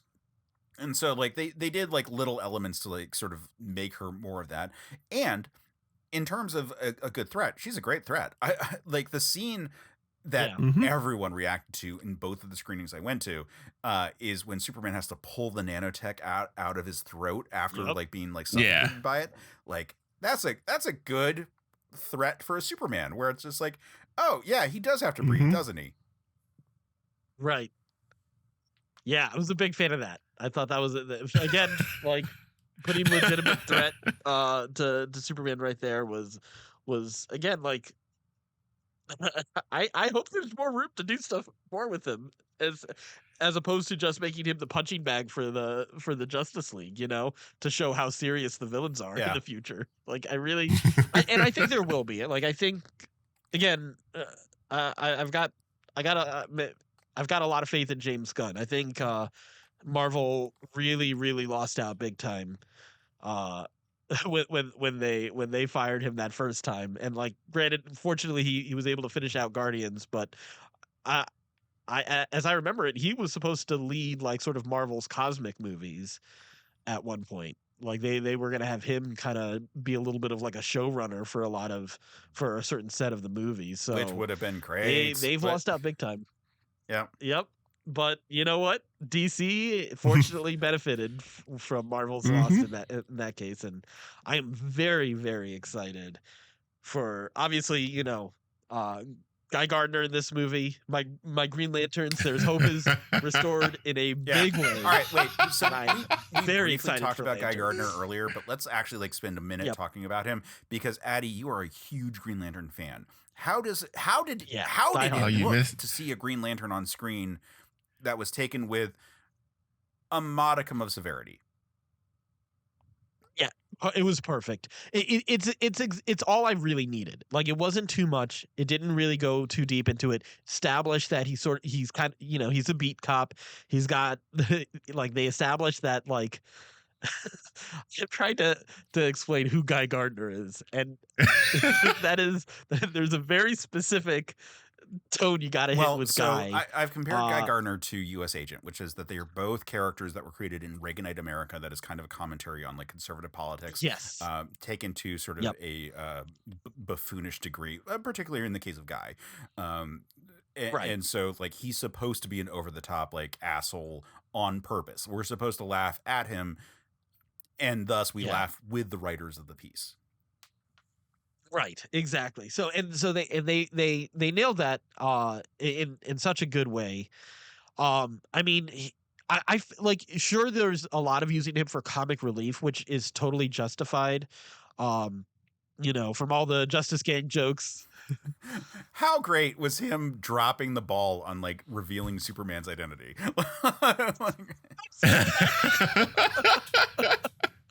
And yeah, I mean, it's like the contrast with him and Mr. Terrific was perfect, and then obviously Hawkgirl too. Like it's just he's he's just so Yeah. much fun, and Nathan Fillion is just right for it. There's actually a wrestler or two that I would have also potentially chosen for Guy Gardner, but Nathan Fillion is just right for him. I'm excited to see him interact with the rest of the Green Lantern Corps and all the the ridiculous amount of Earth Lanterns Yeah. that we have. Sorry, kid, Superman couldn't come, so you get an upgrade. And then he just uses middle fingers to destroy all the tanks. Right? Oh, just perfect. Like, just that. I was like, those little kids that now became the greatest Green Lantern fans on Earth. Right? He's going to have his own fan club. Yeah, exactly. I have company now. You always say it's against your... Oh, the implied vow. The implied vow line is so good. Yeah, taking the vow to a much Wait, crazier that was part of degree your vow? It was implied. Using it An for implied vow? Yeah, I think Mr. Terrific is a big Oh my god, standout I for looked this up movie. buying a jacket Yeah. that was a Mr. Terrific jacket after watching this movie. Oh, because really? it was so Oh, goddamn that's so cool. Which is funny because like this isn't even the first live action version of Mr. Terrific. We got him in the Arrowverse technically as a pretty major like he wasn't just like a one off or anything. He was a pretty major character in the Arrowverse too. So but even with seeing that, like this felt like such a fresh take on him, and it was so cool getting to see also. I can never remember the name of the actor, but I remember he was in X-Men First Class as Darwin. Eddie Gathegi? Yeah. Yes, that's right. Eddie Gathegi, I think is what it, yeah. Yeah. And I just remember like he was one of those guys who like he's so cool in that movie, but he gets taken out so early. So it was so nice to actually have like this actor get this chance to play a superhero again, Yeah, we should pause and just for the sake of the almighty algorithm say justice for Darwin, hashtag justice for Darwin. Yeah, no, Mr. Terrific is great. Now, anyone who has watched this movie and were like, that was a pretty cool character, where can I see more? There's a comic series called The Terrifics, which is a send-up of the Fantastic Four. It's so fucking good. It includes Mr. Terrific and Metamorpho. It is a great goddamn book where Mr. Terrific is the Reed Richards of a team of superheroes.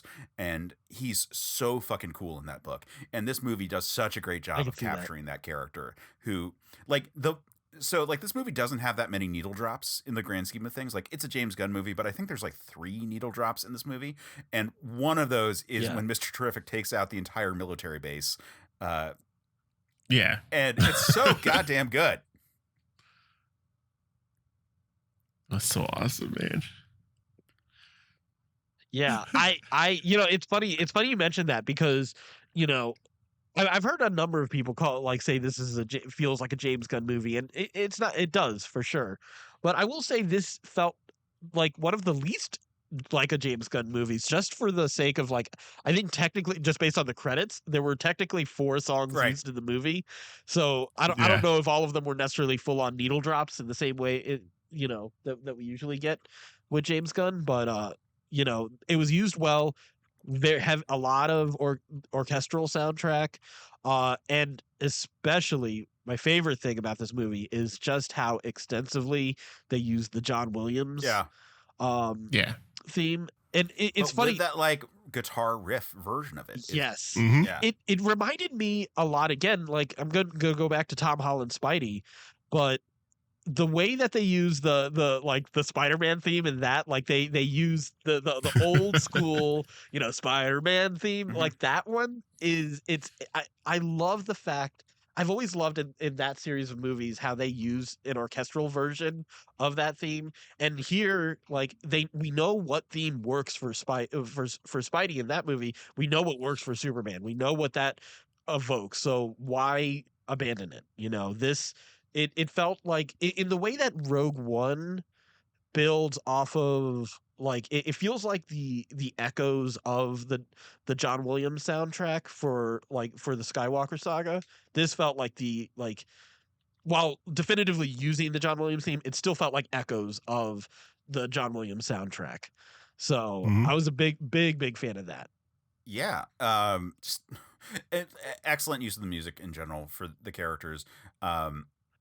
And like we said before, like the music taste for the characters like kind of informs like bits about their stories and so forth. Speaking of like really good orchestral stuff, like the moments where like Superman's imprisoned are really like good dark music overtures. Yeah. And that is where we get introduced to Metamorpho. Yes. Who fuck yes. All right. So I'm going to say this out loud because I don't know if this is, I'm just putting this out in the universe. I contributed to the Kickstarter for Death Battle. Oh, did? Yeah. Where if you contributed at a certain rate, you got a chance to pitch them a death battle. And you know what death battle I pitched? Metamorpho versus the Absorbing Man. Okay. Because similar powers, but the Metamorpho, way more control. Absorbing Man, way higher ceiling on his powers. Right. And so, and they're both like big palooka types that, you know, are famous for like turning their, like having some kind of bludgeoning weapon. Yeah. To attack with. Hammers like, at some point are a big part of it. Yeah. Or like wrecking balls is Right. like the big thing with both of them. Yeah. So I am so happy that Metamorpho gets a great turn in this movie because I'm like, maybe they'll take my pitch. maybe they'll take it. I had a slideshow. I had a PowerPoint presentation. Please, Death Battle, please. Especially now that you've seen how cool Metamorpho can be, like where he's exploding acid at people and like being a weird squid guy, right? Or when he's fighting in Baravia and he like turns into the giant hammer and so forth. Like awesome shit for this character, who has such a wonderful arc. You know, it's a mini arc in this thing where his son is kidnapped and he's being held basically at gunpoint. And he's being forced to do this horrible thing to Superman, which is why he's so upset. And then, like, when we see Molly, who we'll talk about next, killed, like, that's such a moment for him where it was like this random person was just killed, like, because he is truly a good guy. Yeah. He's truly a hero. But he's been forced to participate in this horrible scheme by Luthor. Yeah, I'm a big fan of. Is it Anthony Kerrigan? Anthony Kerrigan. Yeah, who people will know best from Barry. Yep, NoHo Hank. The guy. yeah. I love Barry. It's one of my favorites. So it was very nice having him in this role. Like typically, I mean, he's played a lot of villains in the past. I think he was also on Gotham, as Victor Zsasz, I want to say. But yeah, it was really nice seeing him get to play a hero. It was really nice hearing his voice. Like, it felt like this movie was a little bit more voice acting for him, just because of the prosthetics that he had to deal with. Like, they still did a very good job of acting through the prosthetics, but I will say that, like, there was a great, like, the vulnerability that he got through, and like right from the jump, establishing just that dynamic for him, like being, you know, held hostage in that scenario, I thought was great. But yeah, that turn for him again, fantastic. Yeah. And like, man, it was so brutal having his son, like the scene with Joey like being held up by Superman while they're in the like anti-proton river or whatever. Like, now that I'm a dad, man, does that relate, like, of this moment of like, just please don't fucking die. Right. And killing Malik as well. Like, I mean, that was so brutal. Yeah. Like, such a brutal shot. Yeah. Like and it's like, what sucks and what makes it more effective, it is kind of like funny in that like, kind of way when the shot actually goes off.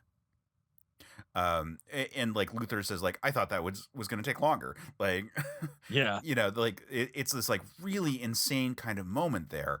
But damn, what a character who's set up in the trailers. Yep. Who we get to see these like little moments with the character who when they scan his face, you're like, what are they doing that for? And to really have that payoff, like Superman is notoriously like a friend of the hot dog cart. Like in the comics, like he knows all the people who are like street vendors and like and respects them and like you know, like has good relationships with them. That's like just a part of Superman. Like he, like the hot dog vendors and so forth and the falafel guys, he knows all of them. Yeah. And so like that was like a nice detail there that this character who, you know, respects Superman and cares about him and you know, says that like helping him out and like giving him some food was like the greatest honor that he could have had. Like and then getting fucking killed by Luthor just because he dared to help Superman once. Mhm. Right. Yeah. Yeah. It that went so far in terms of establishing just how intimidating of a villain this Lex is. And man, uh, did either of you imagine? Continuing with Lex for a little bit. Did it feel like you could see that Hammer of Baravia suit painted in purple and green? Oh yeah, Yeah. for sure. I mean, like the Lex armor, I think is pretty close to what the Raptors are wearing in that. Yeah. So it's not too far off from that. So there was this like fanficky comic I had this idea for that was basically doing Squadron Supreme but for like DC stuff. And I had the Iron Man character be Lex Luthor in that scenario. But instead of having him have a power armor, he was a because this was the 90s when I like came up with this. He was a clone, but he had his brain inside a Bizarro body, and the armor was like was intended to suppress the Bizarro degradation process for it. And that kind of felt like what we were looking at in the Ultraman armor, like the Hammer of Baravia armor there, because my brain predicted all this shit in 1995 and then has not progressed ever since. But yeah, the armor for the Hammer of Baravia definitely had familiar elements to Lex Luthor fans. Yeah. So yeah, I thought that was cool. It feels like something that like we saw something early stages with that maybe in a future movie we'll get a little bit more. I just think was there. Let's talk about Miss Tessmacher Yes. for a second. Sarah Sampaio playing Eve Tessmacher. One thing I will say, wonderfully set up in the trailer without any of us realizing what they were doing. Yeah. And like set up every time she takes a selfie is this whole like seeding of her like taking pictures of everything around her. And that I thought was a really good detail. I also loved that Jimmy Olsen had her listed as Mutant Toes in his phone. Every time it showed his phone, I laughed so goddamn hard. Yes. I was a big fan of that too. You said my feet look like shrimp cocktail poured out on the floor. I mean, I think they did a fantastic job with Eve. Like, I mean, obviously she was in Superman the movie and has been in other stuff too, but it's one of those like a character that you just didn't think that there was going to be anything more to. I thought it was also again a really good turn, you know. Yeah. I think that's the thing, like a maybe a recurring thing that we keep on coming back with this iteration is I think James Gunn does a really good job. Not like I think he does a good job at the sort of what's the core thing challenging his main character, but he also does a really good job at elevating his supporting cast, and giving them, even if they don't necessarily all have arcs in that particular movie, you do feel like they might have arcs over the course of their appearances. And I think that he really does, it does feel like he puts a lot of thought into, okay, who is this character and what is their motivation? Who are they?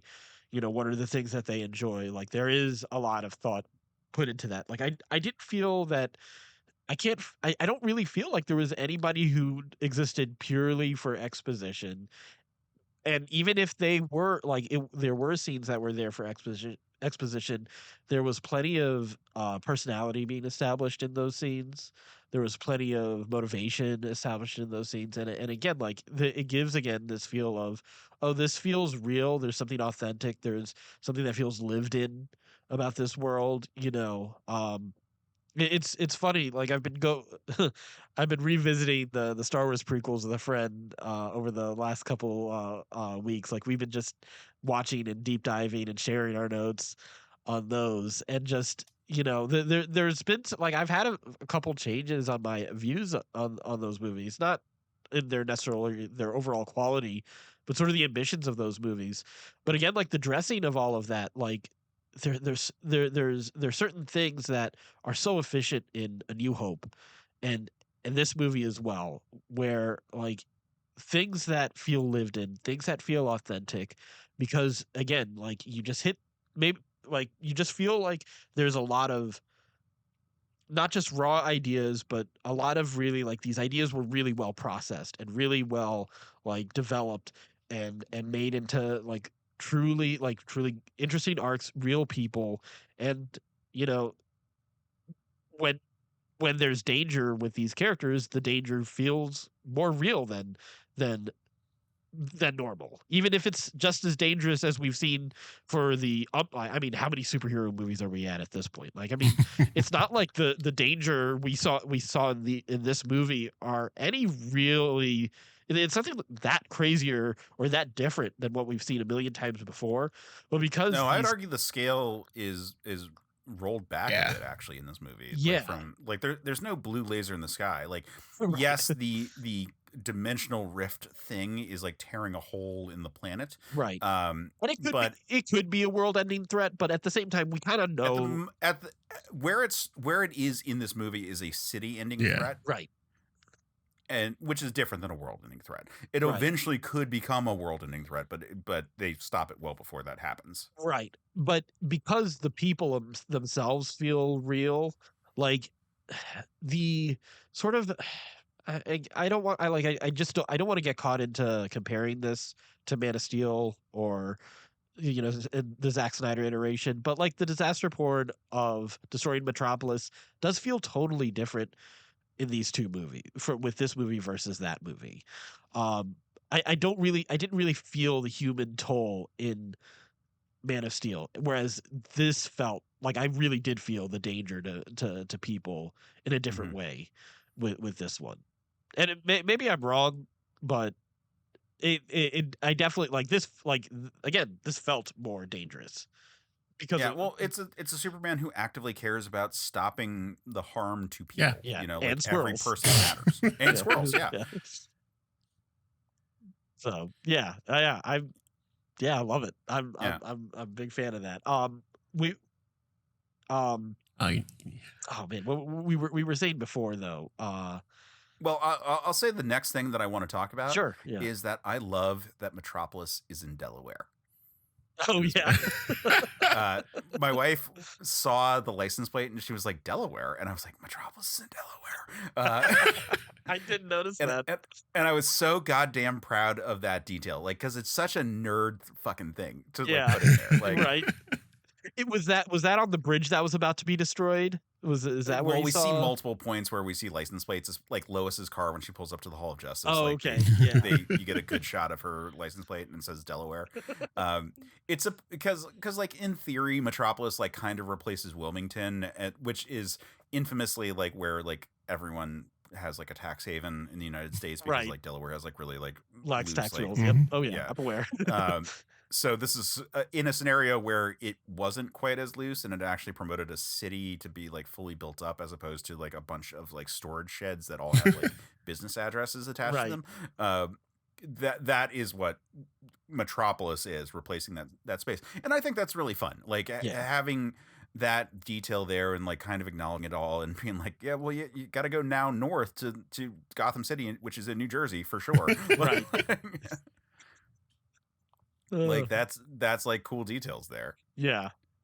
And this movie loves those like kind of nerd details. I mean, that's why we got the robots. That's why we've got crypto. That's why we've got Supergirl in this. Like, it just really embraces those kind of nerd things. Yeah. Hey, I think this might be a good moment for us to drop in the messages that we've got about this movie, because I put out a call for people on the Certain POV Discord server and also for people who follow me on Blue Sky to submit their thoughts about the Superman movie, because we have a lot of people out there who have a lot of thoughts. And so this is probably as good a place as any. I will say this, at the time of recording, I haven't had a chance to listen to these. So this is going to be a surprise for all of us. But here are some of the thoughts about the movie that our fans have had. Hey, I'm Alex, and these are my brief thoughts on the Superman movie. So I've obviously gone into them on my other podcasts, but the thing I will say that I really like about this new Superman movie is that both kids and adults can enjoy it. What do I mean by that? Basically, I saw this movie and I sat next to a kid and his dad, and the kid was getting really into it, and you could tell the dad was really enjoying it, and they were really bonding over it. And like, I think that we are sorely missing that in like a lot of superhero content recently, like especially with DC. So it's really nice to see, and it gives me hope for future releases that both, like it's not necessarily a family movie, but both kids and adults can enjoy it, and that's really nice. Hi, Case. Ben Haslar here, co-host of Reels of Justice, and I have a confession. I didn't love that new Superman movie. A cinematic sin, I know. To be fair, I'm not a huge DC guy. That said, I have seen every episode of Smallville and every Superman film, so I'm familiar enough with the character and his world, but maybe not familiar enough. Because when the film starts in the middle, like this one does, it feels like I'm missing half of the story. There's reasons movies have first acts. This one is so overloaded with ideas that it makes the decision to skip that crucial step of properly introducing its protagonists and antagonists.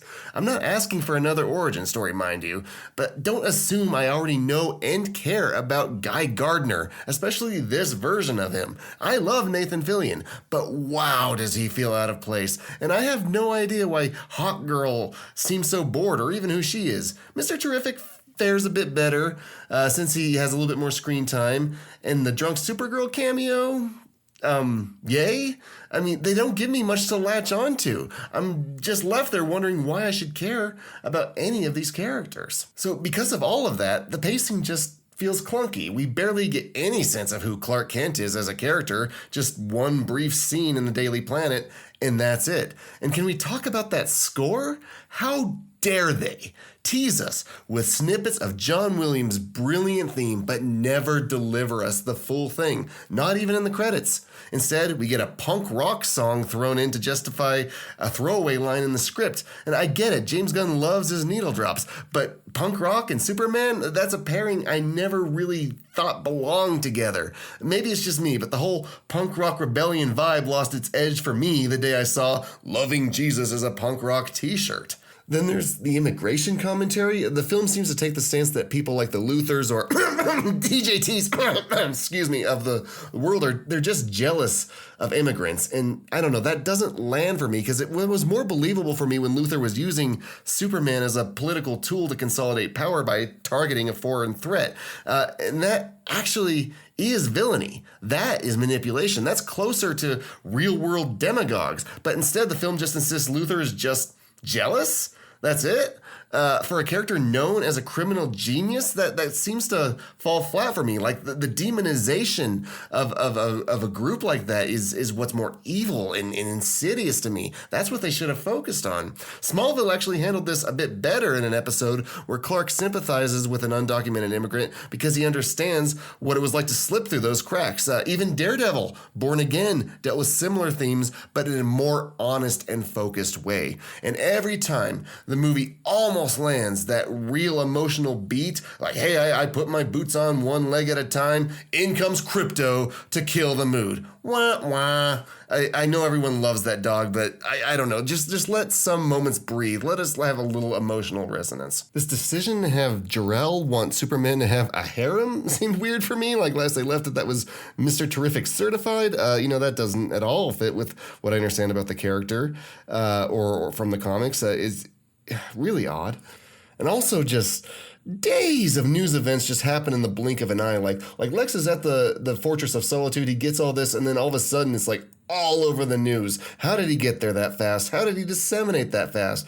We know it can't possibly be that dimension he uses because those have like little gateways. So I don't know. There's like little plot holes like that all throughout. All that said, though, I don't want to dunk on it because there is some I do like. I actually enjoyed its take on Superman. I like Lois.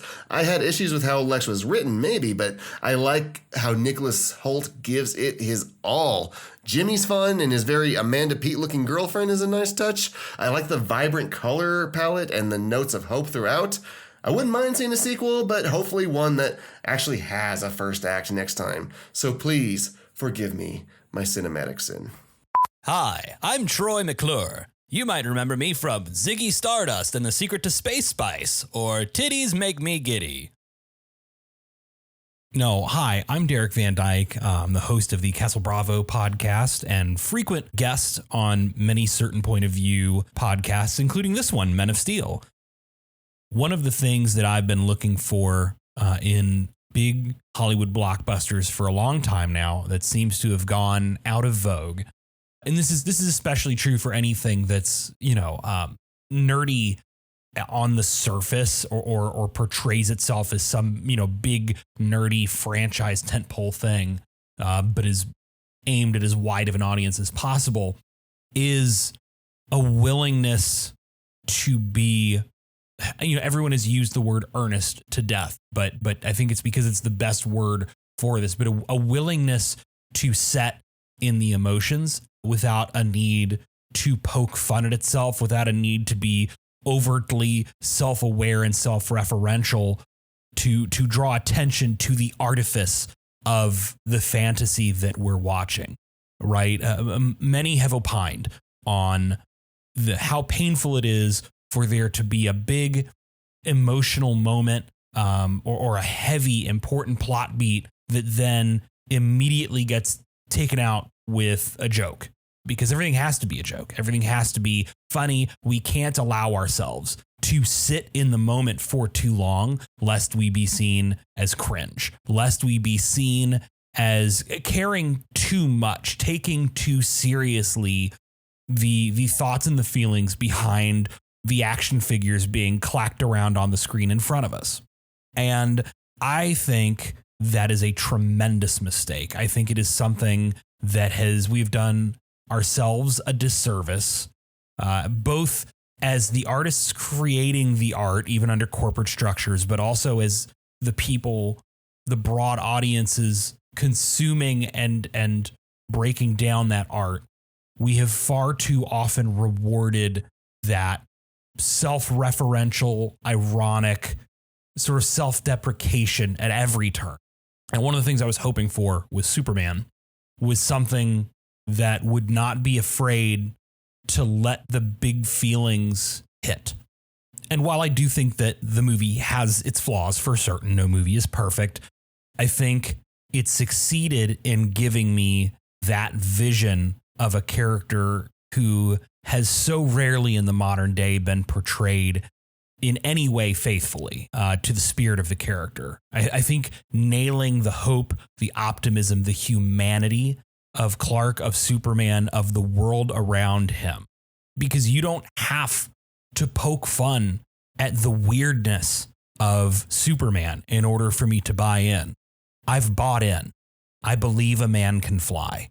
And when you allow us to have that buy-in and you allow us to engage directly, unbroken with the emotion of the message when you're swinging for the fences, when you trust the audience to feel those soaring feelings that you're trying to communicate, you can end up with something really special.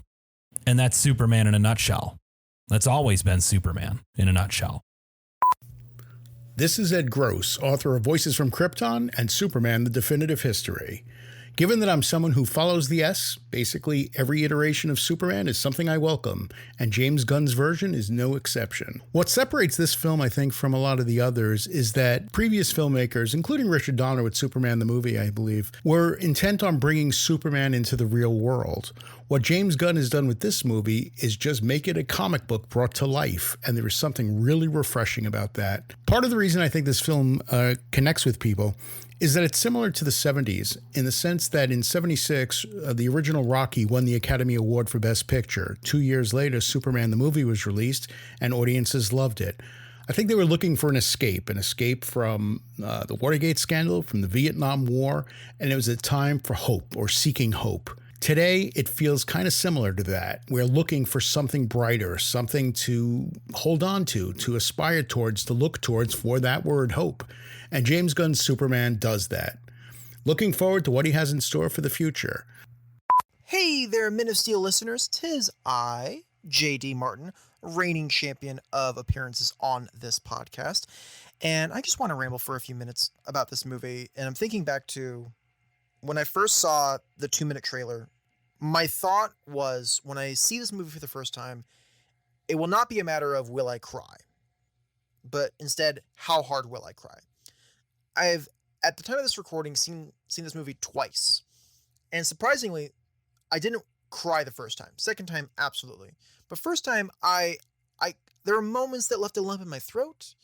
And throughout the entire runtime, I felt a rush of every emotion across the spectrum, it felt like. And I think the reason why I didn't cry initially was I was just so in awe of the fact that I was watching a movie that not only was just it was so fun and fresh and full of life, but it also showcased every character that I love in this movie. Superman, Lois, Jimmy, Lex, Perry White, Mon Pa Kent, Mr. Terrific, Guy, Hawk Girl, all these characters that I love. It showcased them pretty much the exact way I envision them in my head and how I feel about them in my heart and soul.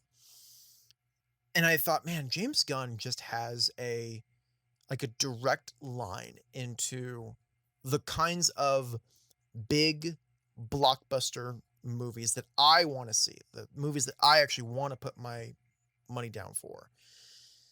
Like everyone was just perfectly on point and perfectly cast in every single role. David Cornsweet, going forward, like Christopher Reeve before him, he's Superman. No matter what he does after this, no matter the roles that he's done before, he is Superman forever for me.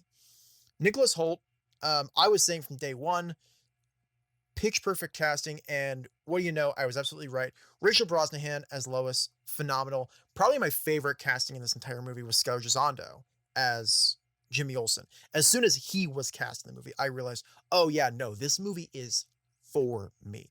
And everybody else, all the crew across the board, just did an amazing job. Henry Braum as director of photography, returning from Guardians 2 and 3 and the Suicide Squad, incredible.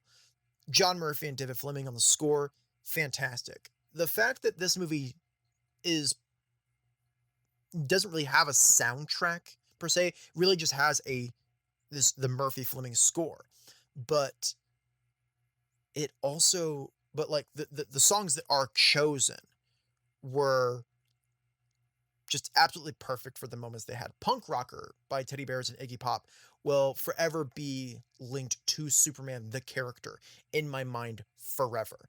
Anytime I hear that song, I'm always going to think about Superman forever. And I'm going to listen to that song on a loop for the next month until I get sick of it.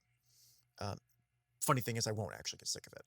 Also, I really want to shout out production designer Beth Mickle and costume designer Juliana Makovsky. They knocked it out of the park in these departments.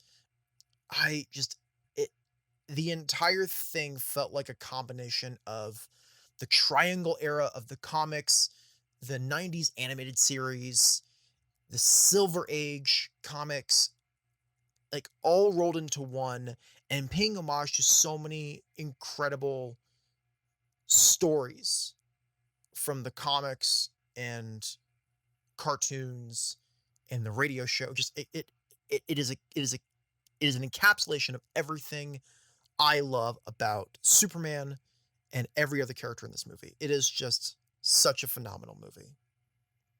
And I hope everyone else felt the same way that I did. I hope you go see it again, and again, and again, and again, and again, for good measure. And that's all. Have a great day. Bye-bye. Hey, this is Jesse from Jaguar Sharks, well, now defunct Jaguar Sharks, now that we've wrapped up. But Case asked me to come on and offer my opinions on the new Superman movie. And so my thoughts are this. It's great. It's really, really well done. It's not perfect. It's got some flaws, but I had an excellent time at the theater. It's the first time I've seen Superman material that made me really go, yes, this makes me feel good. I never watched the Superman and Lois TV show. I think I just kind of tapped out of the Arrowverse and said, yeah, it's not really for me anymore. But I was pumped for this because I like James Gunn and I really liked The Suicide Squad. I loved Peacemaker.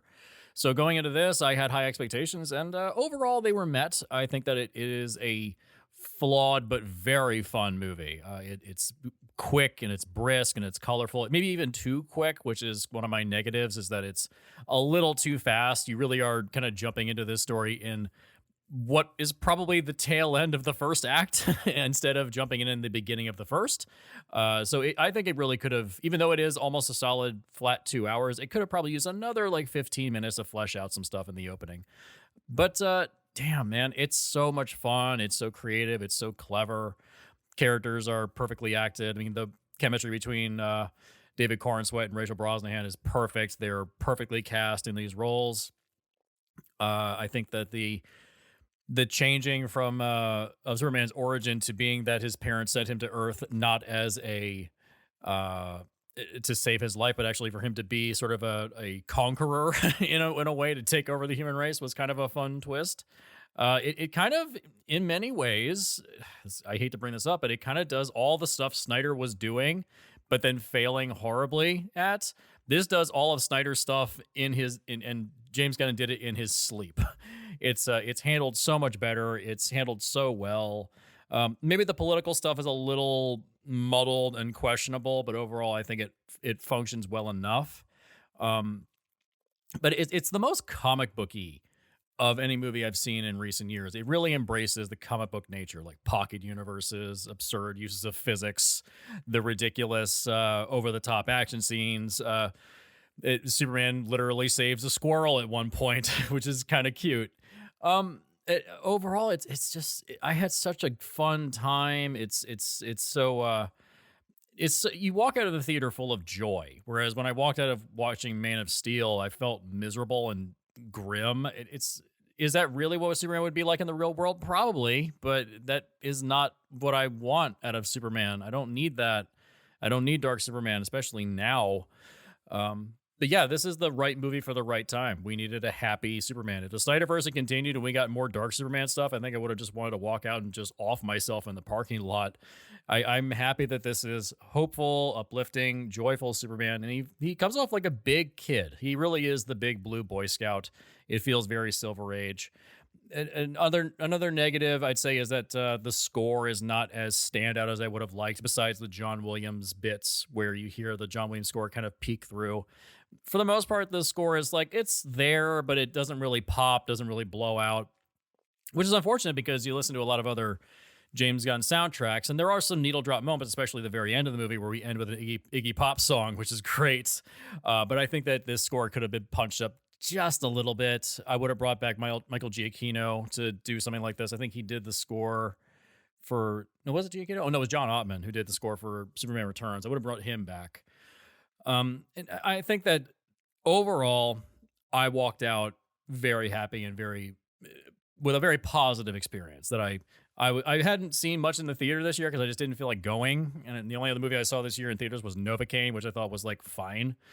But this one, it made me want to see it again in the theaters. I'm probably going to see it a second time. It's a good start to the DCU, even though a lot of the issues I had with some of the previous Snyderverse stuff, like Black Adam, where the Justice Society doesn't get any backstory at all, those negatives are applied here as well. Like Hawkgirl gets no development at all as a character. Yet I didn't care because I liked watching Isabella Merced as Hawkgirl. I didn't care because tone goes a long way. The tone of this movie really sets the stage, and it getting away from that Snyder stuff, making it as fresh and unique and just comic booky as possible. Like, is there a lot of backstory to Guy Gardner? No. Do I care? No, not really. I don't give a damn. It doesn't matter. I just wanted to see lots of fun stuff, and I had a great time, and I looked forward to seeing more. Hey, Case and Jmike, this is Jim from the Long Live the Legion podcast. I just wanted to give a quick note about the Superman movie. I just went to see that last night with my family. And I'm telling you what, man, it was such a blast. It was such a blast. DC is back. It's great to see a DC movie that feels like a DC comic, where it feels like the writers and the directors understand the characters. I mean, Mr. Terrific. Can I say anything else other than that? I mean, he stole the show for me, and Crypto being in there was just the kind of the icing on the cake. He made everything really work from an enjoyable perspective. And I think one thing I will say is that, I'm here in kind of in the boonies where I live, and I went to see this in the theater with all kinds of folks in the audience. And man, I'll tell you what, at the end of the movie, everybody was clapping. The bunch of kids in the families around me were just gushing about how much they loved the movie. They thought it was great. It just felt good to go to a DC movie that was positive and enjoyable the whole way through, not overloaded with angst and stuff like that. I mean, don't get me wrong, it has its place. I think, as we all know, Batman's pretty loaded with that kind of stuff. So I think it's appropriate there. Maybe if they do like a Justice League Dark kind of thing, it's appropriate there. Superman, this nailed exactly what a Superman movie needs to be. And I'm so glad to be watching it and to be here at the beginning of this new era in the DC cinematic universe. You guys have a great day and have an awesome podcast. This is Keith from We Have Issues, and I had a few things I wanted to say about the Superman movie. Well, first of all, I loved it. But I want to talk about something hopefully that no one else is going to talk about. And I have a couple things I'm going to go over, and hopefully one of these will be unique. The first one I want to talk about is the Kents, Clark's parents. God, they're just the best portrayal of these characters ever, in my opinion. In my notes, I wrote down, I really feel the love with the Kents. Like, I feel how much they love Clark. And I thought I never really felt that in any TV or movie adaptation of Superman. It was just really, really well done. So I loved it. And Martha stole my heart with her first appearance, the screaming into the phone. Yeah, that was great. Secondly, I love the way we were just thrown into this big ass world that's already established. It's a living thing, and people know each other. Superman knows Guy Gardner. We don't have to see them meet each other. And I really liked that. I thought it was cool. And I think as a whole, the whole hero ensemble ruled. I've seen a lot of praise for Mr. Terrific, and well-deserved, but God, I loved Metamorphose so much. I thought he was so good. And it's a character that definitely could have flopped, but that's kind of James Gunn's specialty, is taking those characters and doing something special with them. Also, Guy Gardner was amazing as always. So, yeah, I really, really like it. The last thing I want to talk about, and anyone who knows me knows what's coming, Supergirl. I love that Supergirl shows up, even if very briefly, just to tease her movie. I'm so excited for her movie. I saw a little bit of discourse online of people not quite understanding why she is the way she is, because they only really have one vision of Supergirl. And all I'll say is just read Supergirl Woman of Tomorrow. Because that's the book her movie's going to be based on, and it gives you an idea of her state of mind. And it will make sense with that story. And it's just so good and so tragic and so grim, but hopeful at the same time. Like, I loved it. But yeah, Supergirl is my second favorite DC character after Barbara Gordon, and I love her, and this was nearly perfect, and absolutely loved it. So overall, movie ruled. Big fan of what they did, and I can't wait. I'm in for James Gunn's DC universe. Let's do it. Holy crap, Case. Holy crap. This is so good. I'm just still digesting the Superman movie. I was a little worried going in. I heard a lot of reviews saying there was a James Gunn movie at first and a Superman movie second.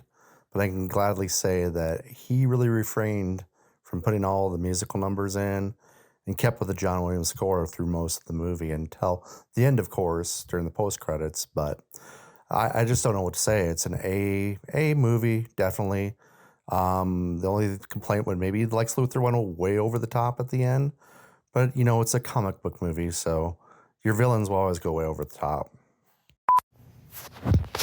Okay, so my thoughts on Superman, as condensed as I can, while saying something besides effusive praise, because I feel like this movie's getting a lot of effusive praise, and I have a lot of effusive praise for it. It's going to be tough because I've spent the last weekend trying to decide if this is my favorite movie ever. And sort of trying to give myself the time to make that decision objectively and not just based on the hype of having this Superman movie that I've waited my whole life for. I said to somebody earlier today that in a very real way, I kind of see my viewing of Superman Returns as like the end of my childhood, because I don't think I realized before I saw Superman Returns, and I don't mean to shame anybody who likes that movie. If you like it, I'm happy for you. I don't want to change your mind. But for me, I don't think I realized before I saw Superman Returns that a movie could be bad. Even movies like The Phantom Menace and Batman and Robin that I recognize objectively are not great. In hindsight, I loved them at the time. Superman Returns was the first time I sat down for a movie that I was excited about and really, really didn't enjoy it. And then went into some pretty rough years on the heels of that. And so it really does kind of feel like that moment, like I sat down in that theater as a little kid and then left it at, starting being a grown up, starting into the harder years of my life. But I was already a huge Superman fan at that point. And I have stayed a massive Superman fan through Man of Steel and BVS and Injustice, and to finally get this movie, which is almost like someone cherry-picked all of the things that I love about Triangle Era Superman and Silver Age Superman and Golden Age Superman and stirred them up into one big, perfect, kinetic pot. Just the perfect fusion of the modern blockbuster and the Fleischer cartoon energy. It is difficult for me to put into words how much I like that and how much it meant to me to see it. And I really wish I could tell James Gunn in person, but I think the thing that meant the most to me, and I was already starting to feel this on the last audio recording I had for the show, I think the thing that meant the most to me is the Kents. I'm a Southern guy. I'm from a farm town. And I really am emotional about this. I cannot remember the last time someone with a thick accent was presented as the moral compass of a Hollywood movie, was presented as being intelligent and virtuous and worthwhile. I am much more accustomed to the sorts of John Walker type characters where a Southern accent is shorthand for being cruel or short-sighted or ignorant. And so it meant so much to me, the way that these Kents were presented, that they were not models, that they did not have a standard Hollywood American dialect, that they were overweight, they lived in a trailer, but they had such good hearts, that their culture did not stop them from being good people in the eyes of the filmmakers. And I know that's a very divisive part of the movie. I have seen a couple of other reviewers this week who are, guys that I really like and have a lot of respect for. I'm not, their review is their review, but refer to them as being dim or bumpkins, and I understand that. But this is definitely a critique where why it means so much to me is my personal experience.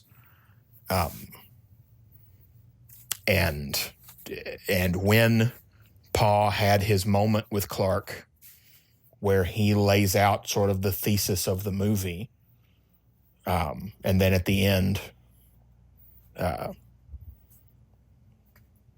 don't know how much spoil. I don't know if this is happening before spoilers or after spoilers, so I'll be a little vague. But just the last moments of the film, the way they do that, I just wept.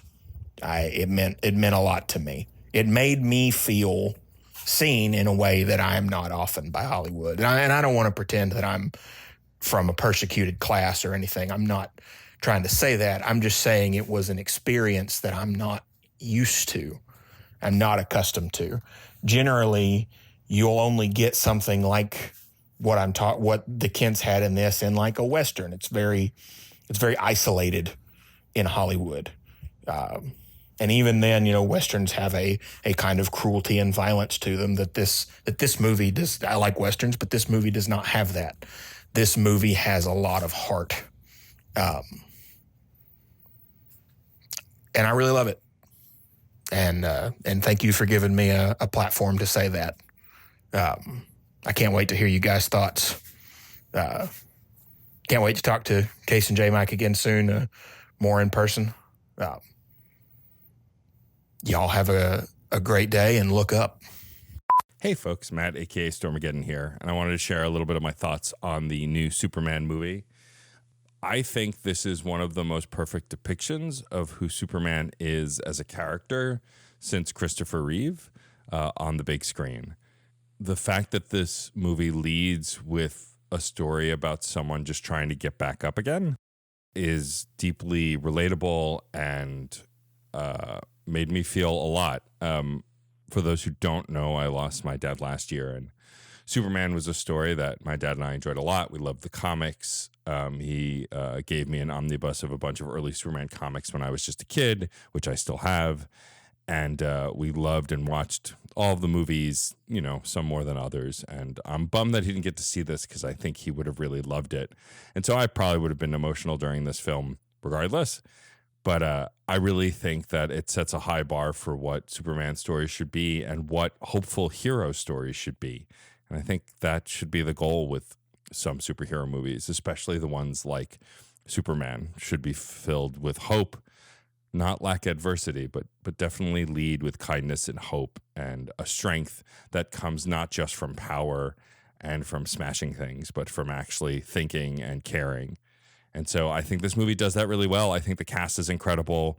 I'm a Green Lantern fan, so Nathan Fillion's Guy Gardner was incredible. He was the perfect kind of asshole.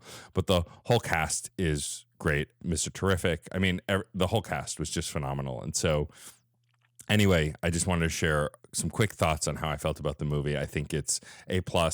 I know some people complained about pacing issues and other things, but I don't agree. I think it really was paced well. It looked great, sounded great. The soundtrack was, of course, phenomenal, as most James Gunn films are.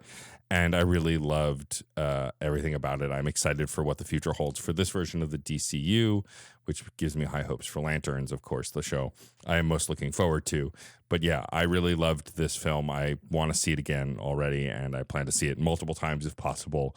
But and I can't wait to hear what the gents of Men of Steel think of it, though I have some inklings. But thanks for letting me share my thoughts. And yeah, stay super, man. Hello, everyone. My name is Michael Stumbo. Here's my review of the new Superman movie. My wife and I, on July 11th, went out to one of our local theaters to watch it. We both completely enjoyed it. I myself have been a huge Superman fan since I was 5 years old in 1979, and I've been reading Superman comics since 1980. This new Superman movie reminded me an awful lot of the Silver Age stories, and I love the Silver Age. The story in this new movie was fantastical and fun.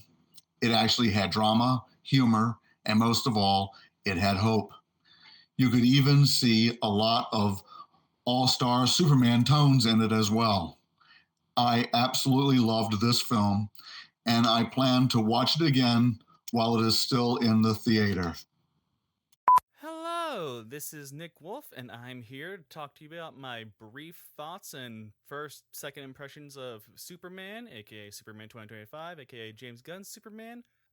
So yeah, I saw this on Tuesday night with the early screenings, and then I saw again matinee showing on Saturday, and I really, really enjoyed it both times. It's a great movie. So glad it's good. I'm so glad that James Gunn is helming this new universe.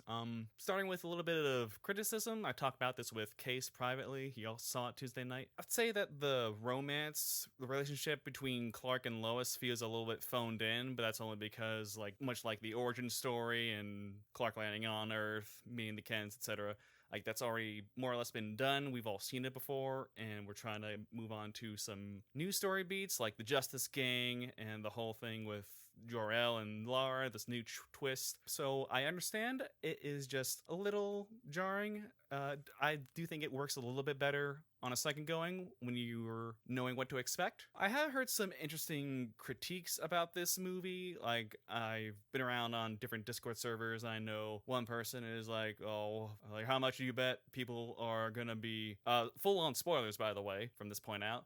How much you bet people are going to be upset that John Walker killed that one guy in Falcon Winter Soldier, but no one's going to bat an eye at Hawkgirl dropping the Barabian dictator off at the end, dropping him off on the ground from 100 feet in the air. I'd say that's an interesting bit of criticism because, like, narrative framing is everything, though Hawkgirl did technically commit the bigger war crime.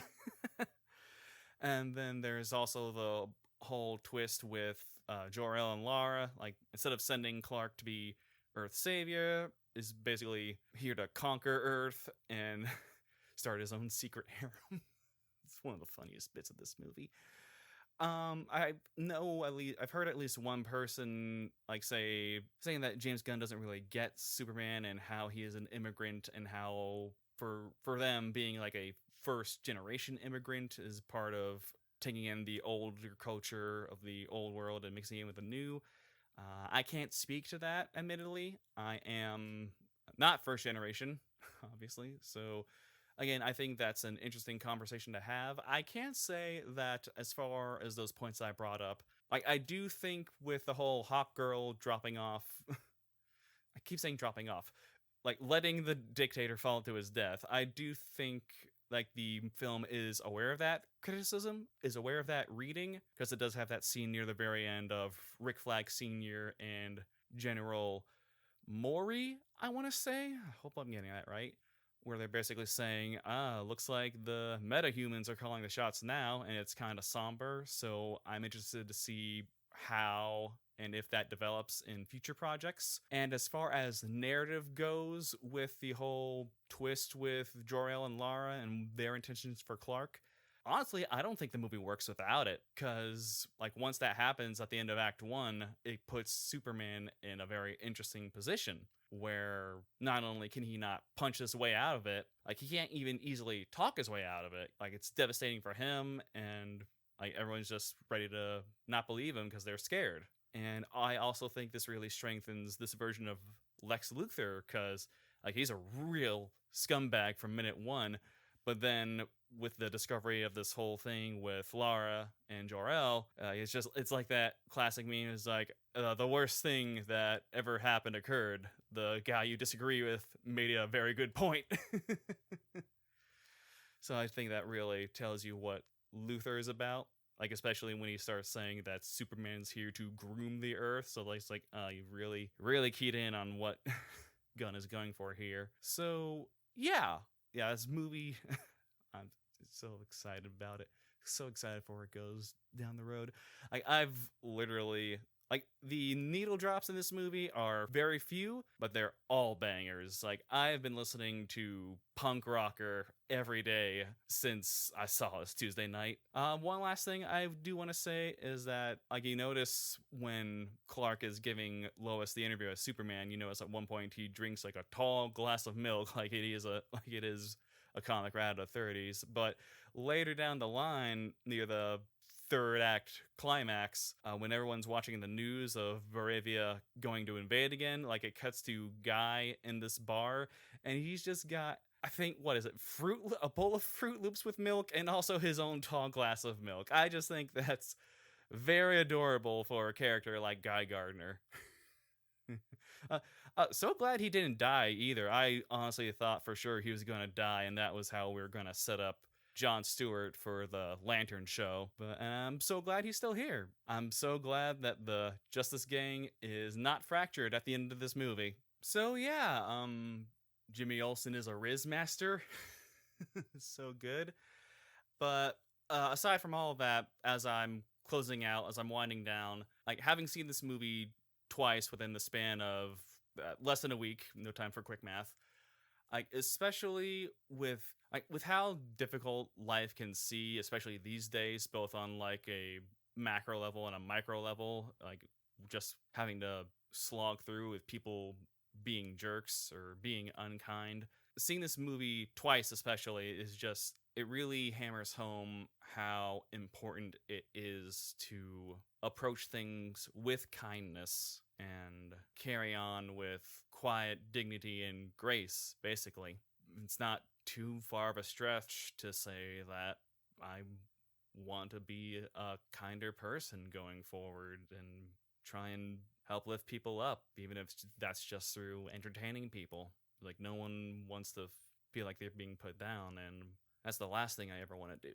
So, want to thank James Gunn, David Cornsweet, Rachel Brosnahan and crew, and everybody else, and you, Case, if you're listening especially. Thank you for giving all of us a chance to add our voices to this special episode of Men of Steel. And on that note, stay super and look up. My general opinion of the new Superman movie is, as a whole, it was a good movie. The thing that it lacked to me that I believe Man of Steel had was big moments. For instance, when he first learned to fly in Man of Steel, that felt massive to me. I had chills at the time. Additionally, the final fight with Zod felt more epic.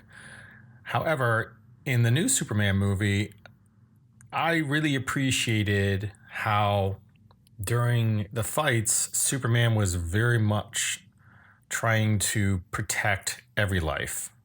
He was really the small town person that cared about everybody. I really appreciate every character that was involved too. I think the characters added an immense value. The only another drawback I was just thinking about right now was I felt that Hawkgirl didn't really add any value to the movie. I didn't understand why she was there. In fact, she straight up murdered, which was a little odd to me for a hero to do. I would also add that Lois Lane, without her in this movie, the movie would not allow for Superman to succeed, which was a great value to it. It showed that the secondary characters did something, and it wasn't just Superman that was the main catalyst for everything to be completed. Without Lois, he probably wouldn't have been rescued. Without Mr. Terrific, he probably wouldn't have been able to shut the fissure that was occurring. Without all these other characters, Superman would not have won, from what my view was. So it added value to them.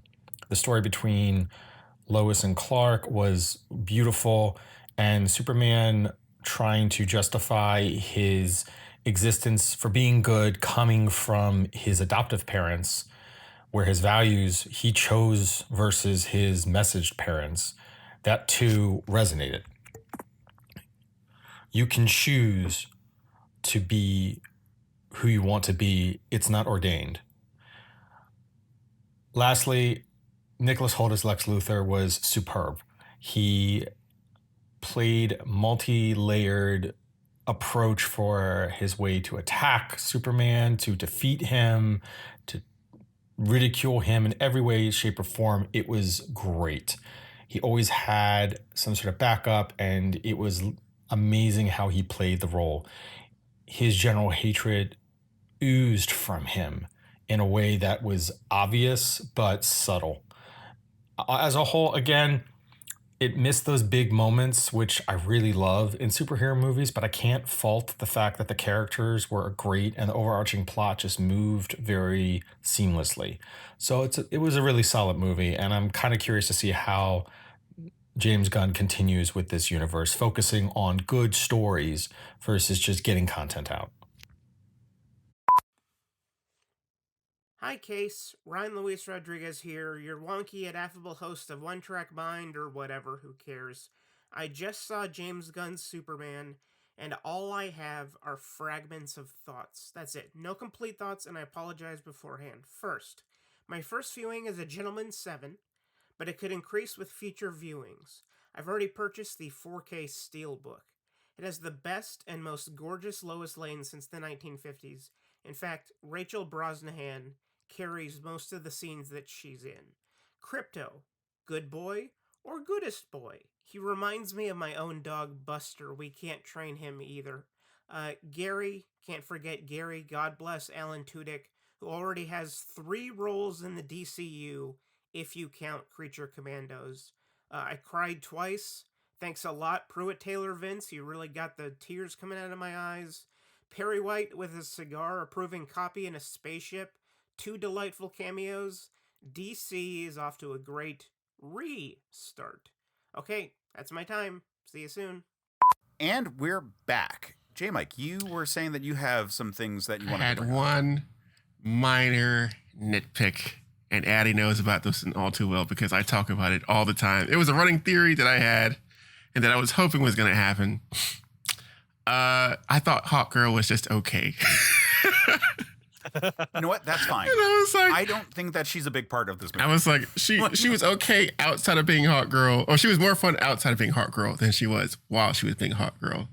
Because shut up, Addy.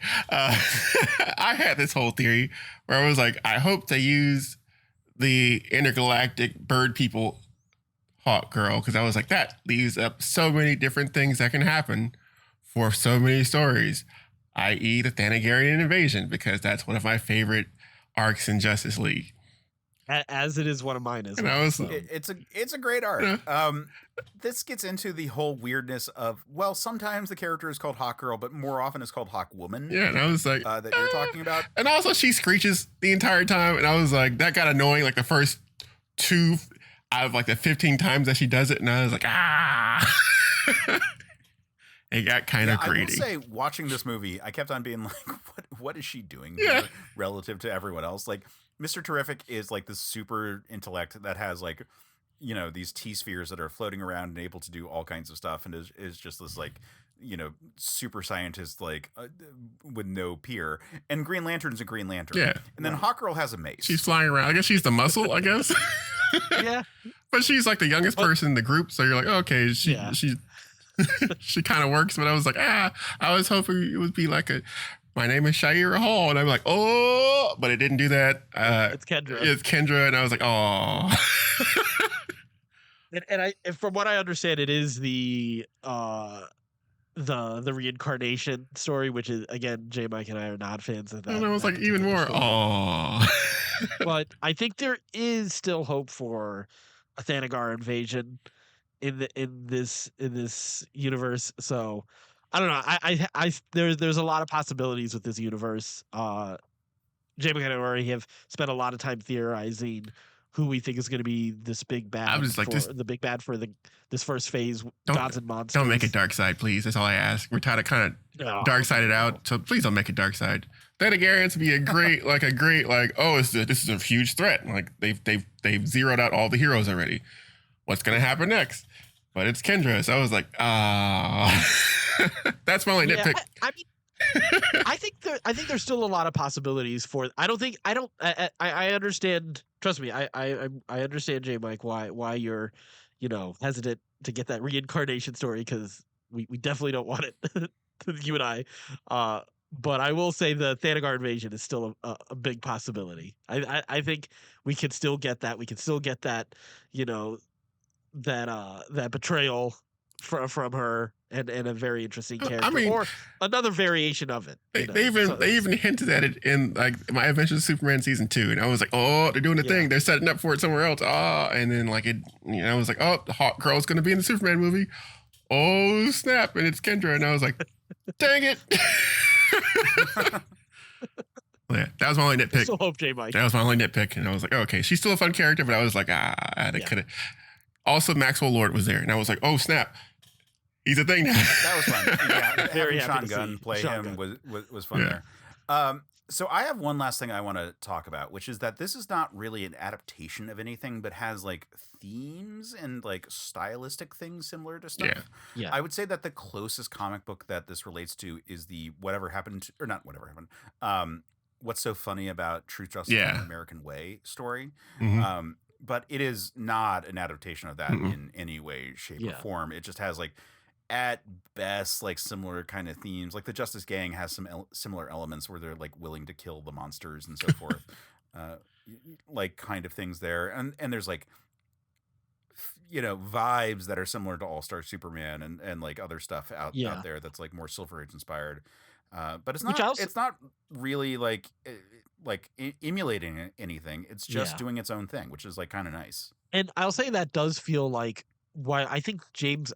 I'd make the argument that James Gunn is right now the best director among these directors who handle multiple nerd franchises or multiple superheroes. So far, I think he's the best at it, and I don't think there's a close second right now.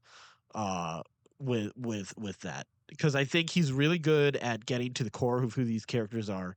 He's not necessarily trying to adapt specific stories, and on the other hand, like he does like to he loves putting animals in these movies, and he absolutely loves getting into sort of like your identity through the lens of your view of your parents is a big part of pretty much every story he's done. Definitely a Peacemaker thing. I can't recall anything specific well, actually, there was quite a lot in Suicide Squad, because a lot of those characters had screwed up relationships with their parents.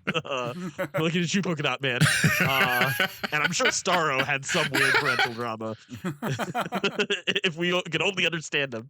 But I mean, like that's a big part of Guardians for sure. So I think like his trademarks are universal enough to be appropriate to the characters that he adapts, so that it doesn't feel like we're just seeing a repeat of a story that we've seen before, and it does feel fresh enough. So like I'm very excited to see what he chooses to do next, because they haven't announced a second Superman movie yet. I'm sure they will do one, but I do wonder if he'll direct another one, or if he will hand it off to someone else and produce it, Yeah.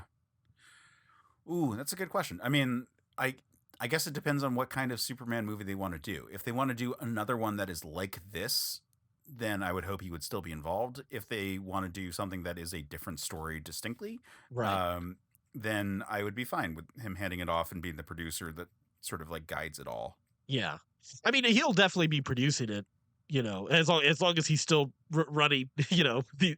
as long as financially, like these movies are do all right, and he can continue to run the studio. But I think, I get the sense that he'll probably hand it off so that he can work on something else, because I think he's really made his mark with this character. I'm sure. I mean, maybe he has things in mind for a trilogy of them. I wouldn't put it past him, but yeah, we'll see. Yeah, maybe that message will be something that could be a continuing part of that story, like in the same way that Peter Quill's relationship with his mother is a big part of the first movie, and then with his father is the driving force of the second movie. Maybe we do get sort of a reevaluation of what that message is, like the translation thing that you mentioned could be a way to reevaluate that message in a very interesting way. So yeah, there are plenty of possibilities, and I'm excited for it. Yeah. Well, yeah, I'm really excited for the future as well. This movie, like, again, I don't think this is a perfect movie. It's not the perfect Superman movie. It's just a really good Superman movie, but it left me like so excited every time I've seen it. Yeah. Oh, yeah. Would you say this is a perfect Justice League movie? I mean, I don't know if you can call it a Justice League movie. Maybe Justice. Well, in this case, it's Justice Gang. Justice We Gang. don't have a Justice Society. This is the best Justice Gang movie we've gotten. I'll say that. I mean, no, it's so Superman centric. Like the Justice Gang is fairly minor in this. They are background characters. It would be a JLU episode that is Superman centric. You know, Right. like that I think is a strong comparison. And in that regard, yes, if we're talking about like a JLU style series of movies where it's like big world, we're going to focus on one or two characters from the team, but they're part of the team. Yeah. Then yes, this is the best that we've gotten and probably that we'll ever get. Like, Yeah. just by the nature of how movies work. Right.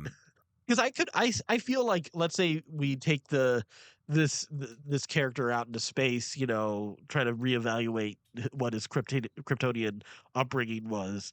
Like, you know, let's say we have, you know, AGL. I won't necessarily even say Guy Gardner, but like maybe some more space type characters, some more cosmic Like level Kilowog characters. shows up or something like that. Right. Yeah, exactly.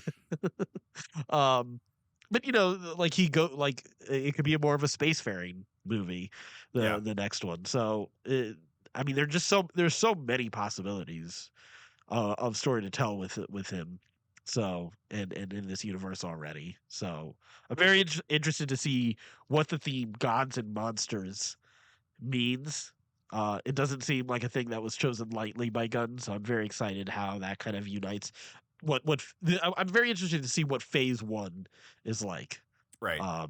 And I've enjoyed what we've gotten so far. Creature Commandos was good, but I'm glad we finally got something out. This was my one criticism of Creature Commandos. I know we're talking Superman here, but I needed to see more than just Suicide Squad style stories, and this was a great answer to that. To really make me feel reassured that we were capable of doing more in the DC universe, because that would have been my criticism of Gunn, is that because Guardians and Suicide Squad have enough similarity, Peacemaker, all of that has enough similarity, and this feels like he doesn't rely too much on the tools that we've known him for, other than the tools that feel appropriate to this character. So yeah. So Yeah. I feel optimistic about this first phase of DC for sure. Cool. I am as well. I'm really looking forward to it. This is just such a breath of fresh air Yes. as a movie goes. Like, like we talked about Thunderbolts recently, which I also thought was like a really nice like turning point for like Marvel movies. Like we're getting some good stuff, and I'm hoping Fantastic Four is also equally good. Yeah. It's a good summer for superhero movies. Like the fact.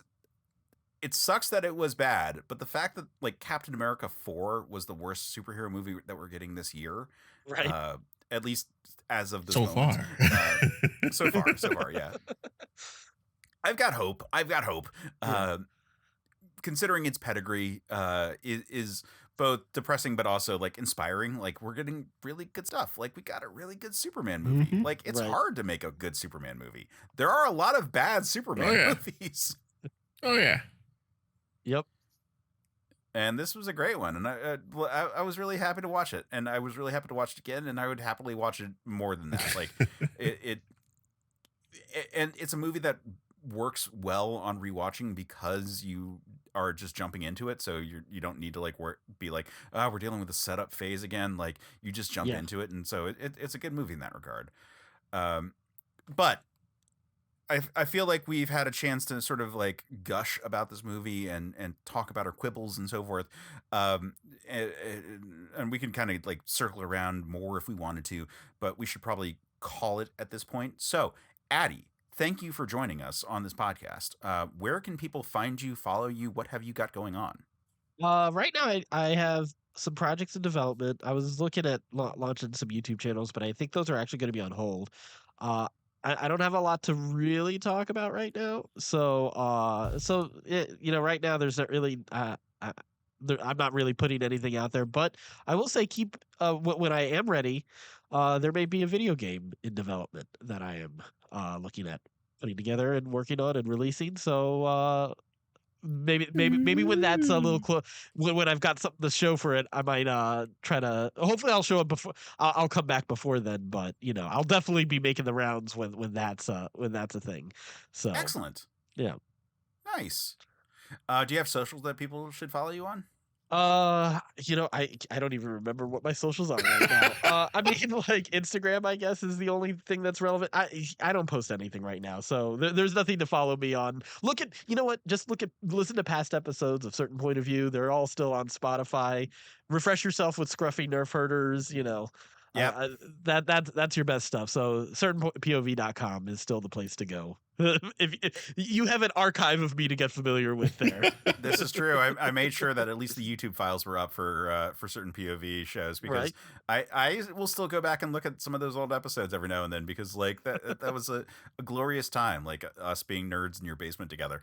Yeah, I miss that studio a lot. So much that was fun. a really, really cool studio. I hope in the future I will be able to get to build another one. That is definitely something I hope to do again. So, well, it was great having you back on. It's so great just chatting with you. And yeah, thanks for having me. Yeah.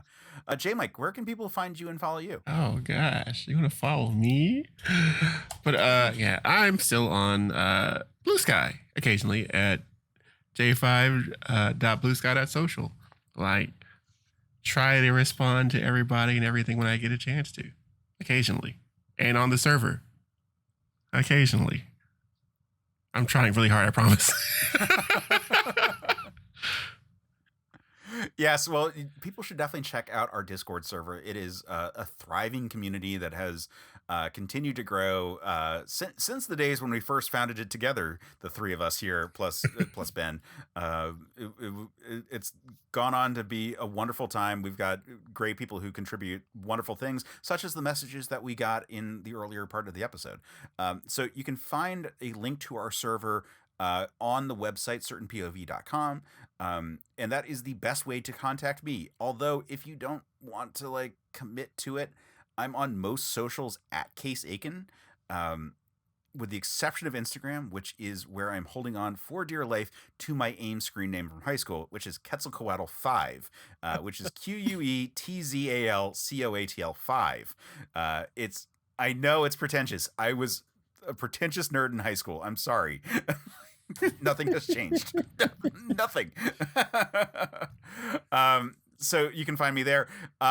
We have some housekeeping to do, which is we should thank some people, because we have a Patreon going now.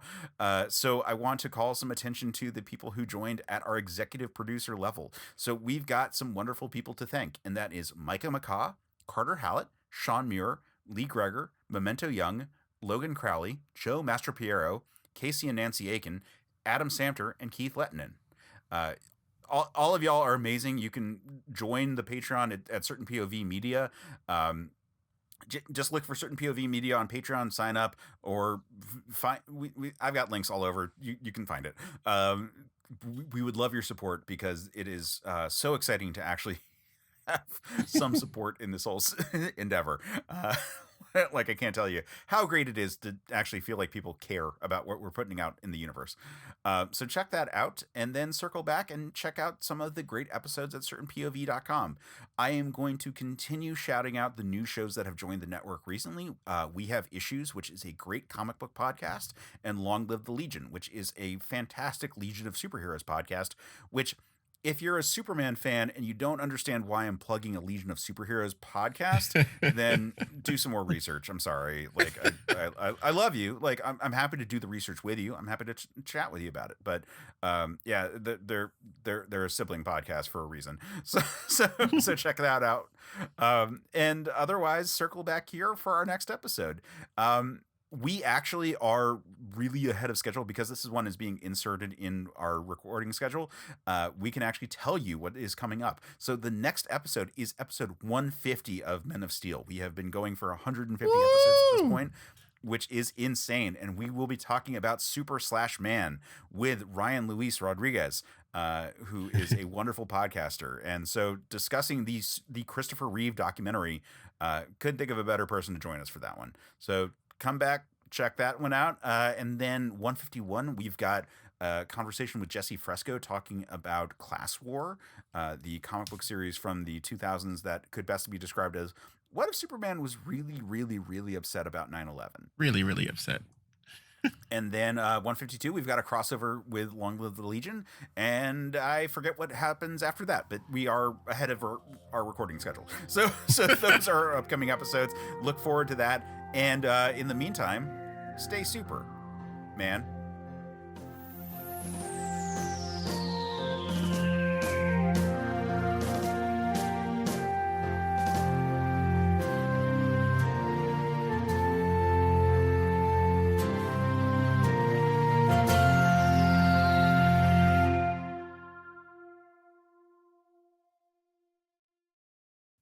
Nah, I'm gonna do my own thing. I looked over and I saw you were like, I was like, nah, Addy. Oh my God, the eye wiping in that movie was so much. I was just like, no, I gotta be able to wipe these tears so I can actually watch this movie. But it was straight up like a waterfall at one point. I was like, I didn't know that the other thing got you too. Which one? What was the one you said? This one. Beautiful. Yeah, that got me. I mean, there were a lot of even just little moments, like just cool action shots that were getting me as well. I'm just clearly I should be the Superman fan. Clearly you should be the Superman fan. Yeah. Because I was like, that's just Superman being Superman to me. Right? It didn't get me that badly. You're like, nah, I'm gonna do my own thing.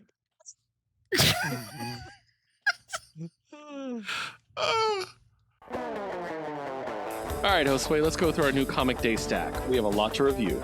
I know. Maybe we've gone too far. Well, let's see. Marvel, of course. DC. I got Image, Dark Horse. Black Mask, Boom, IDW. Aftershock, Vault, of course. Mad Cave. Oni, Valiant, Scout. Magma, Behemoth. Wow, that's a lot. Well, all we need now is a name for our show. We need a name for our show about reviewing comic books every week. Something clever, but not too clever. Like a pun? It's kind of cheesy. Yeah, it's something that seems funny at first, but we might regret later on as an impulsive decision a few dozen episodes in. Yeah, we'll think of something.